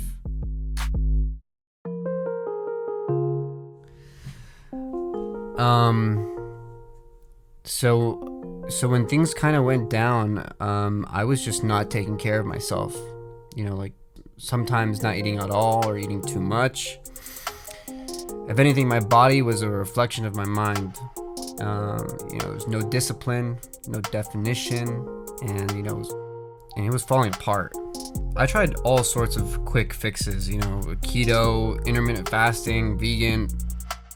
I even water fasted for 7 days, but I quickly learned that change does not come easy. What part of this process did he make a second manifesto being like, yo, Pokimane manipulated me though big time? And then it came out that that was not the case. Was it here? What part of that? I just want to know where the... At least Albert's one was cool without the context. I mean, yeah, Albert is a brilliant producer / editor. He is very talented. I think no one is gonna fucking say that Albert is not incredibly creative. He is. Then I got a dog. Yeah. That's the Albert move, dude.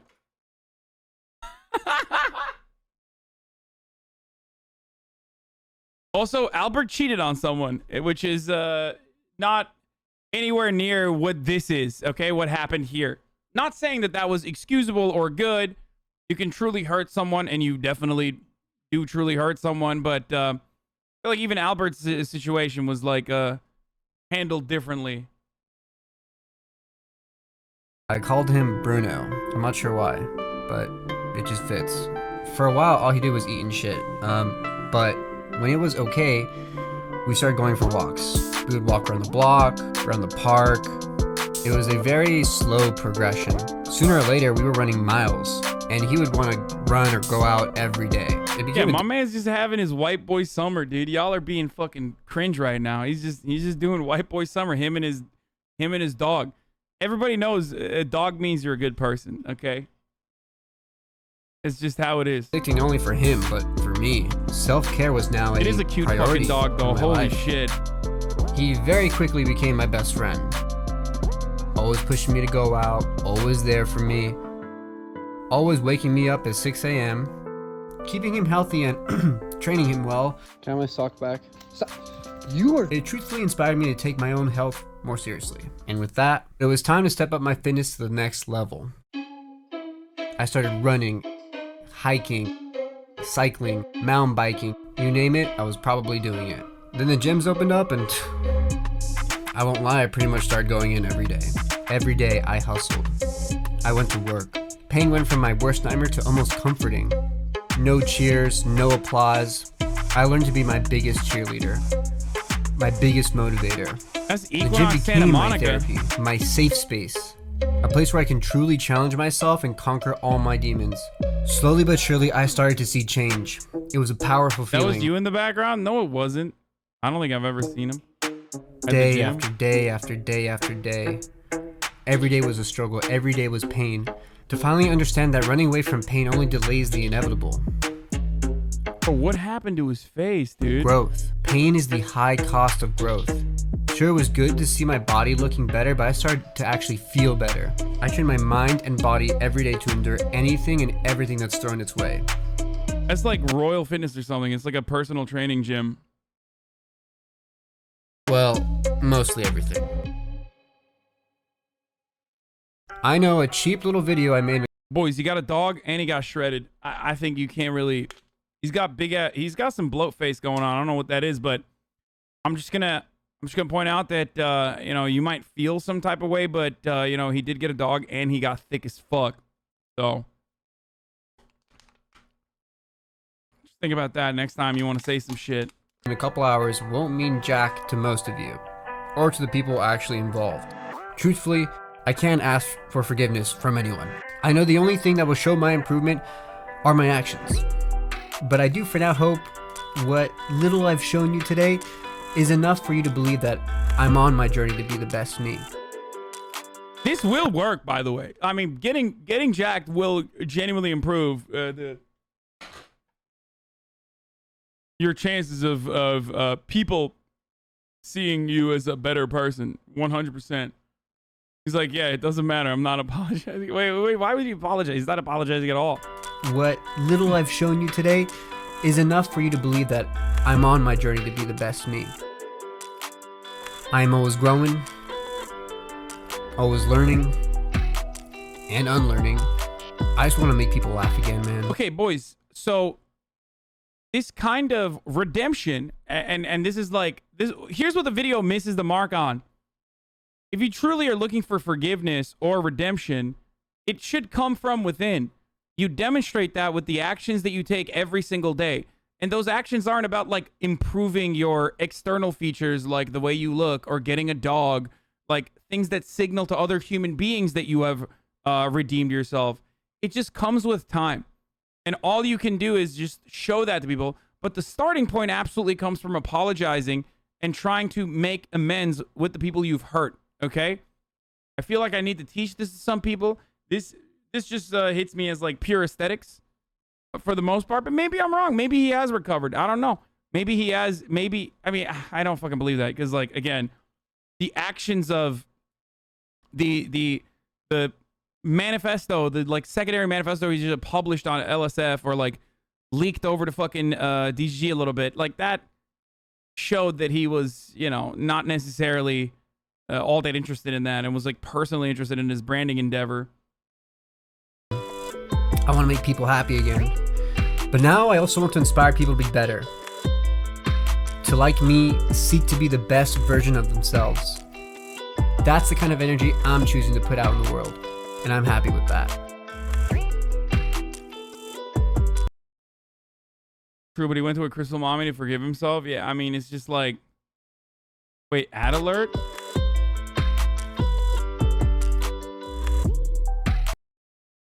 Just want to take a moment for your mental health.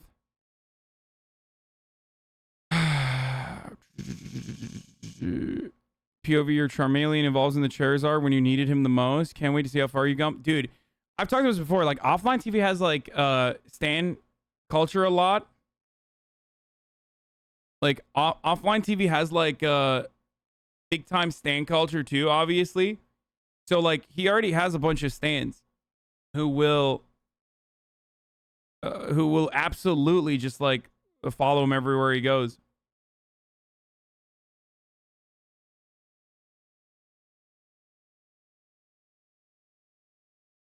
Yeah, we forgot, like, OTV stands and how they operate, too. Do you think it will get accepted back? Yeah, I think so. I mean, probably not by the people that he's wronged or the people that he's, like, literally fucking manipulated and shit. Like, I don't think that, you know, I don't think a lot of people will accept him or welcome him, but there's plenty of people who would want a fucking fragment of the clout and will 100%, like, get on board with that. You know what I mean? Read Bao Bao question. You think he put the dog down after he got enough clips for the video? Fucking Bao Bao, dude.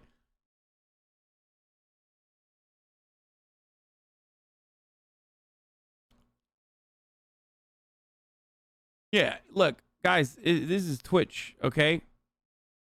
It don't matter. If you're getting like 30K views to 50K views, like, most people will see it in their hearts. I wish a white women picked me up from the shelter instead. No shot, dude. You don't know about that. Thank God FEDMYSTER picked him up instead of that Atlantic lady who wrote for the Atlantic about how her beagle was, like, acting out.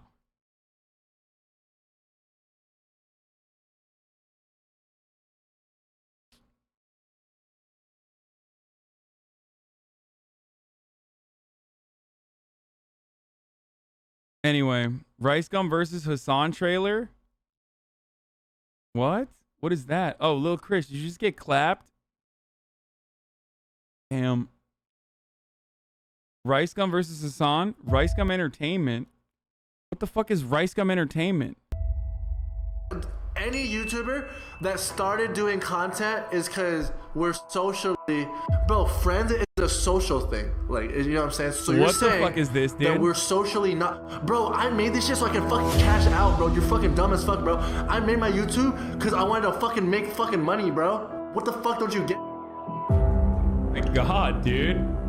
I didn't mean to fucking hit a nerve. Bro, ain't no one hit a nerve, bro. You saying shit that don't make sense, bro. Hasan is too sexy, guys. I can't even listen to what he's saying. I just need to close. It's like that? Get fucked, nerd. You fucking L nerd, dude. Get fucked. Look at his face. If I see fucking Ricegum out here on these streets, dude, it's on sight, okay? You're dumb as fuck. I'll smack the fuck out of you, bro. Like, you fucking speaking out your ass, bro. Stop saying shit about anxiety and depression, bro. You dumb as fuck. Bro, I swear, bro, I'll smack the fuck out of you, bro. Why do you get so mad?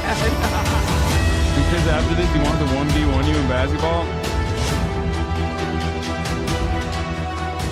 He could beat me in basketball, maybe. Actually, I don't know. Probably not. Bro, I actually got competition, bro. Homie was playing against skinny, scrawny white kids. I got actual competition in front of me. He has a good shot. He does have a good shooter. He's a good shooter.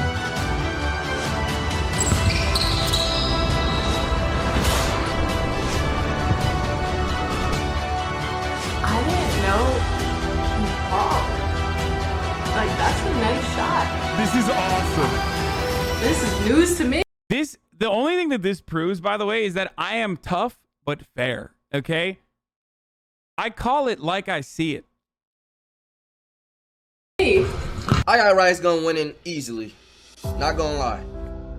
Why are you so confident? Because I'm 265 pounds, brother. What the fuck do you mean? 10 months, Pop. He is remarkably slow for his size. So that's a good thing. Movement, no, like, you know, hitting fucking corners and then driving in, like. So if he can't threaten me with, like, if the only threat he has on me is that his jumper. Why don't you go play basketball with Hasan so he can drag his Turkish beanbag across your stupid haircut. They'll take me as an example and they'll think I'm a bad human, right? Or they think I'm like a really bad person. It's like, bro, like, it's the fucking internet. Oh my God, how do they find this?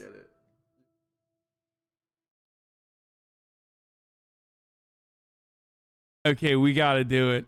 Now it's official. Like, we have to do it. This is a great video.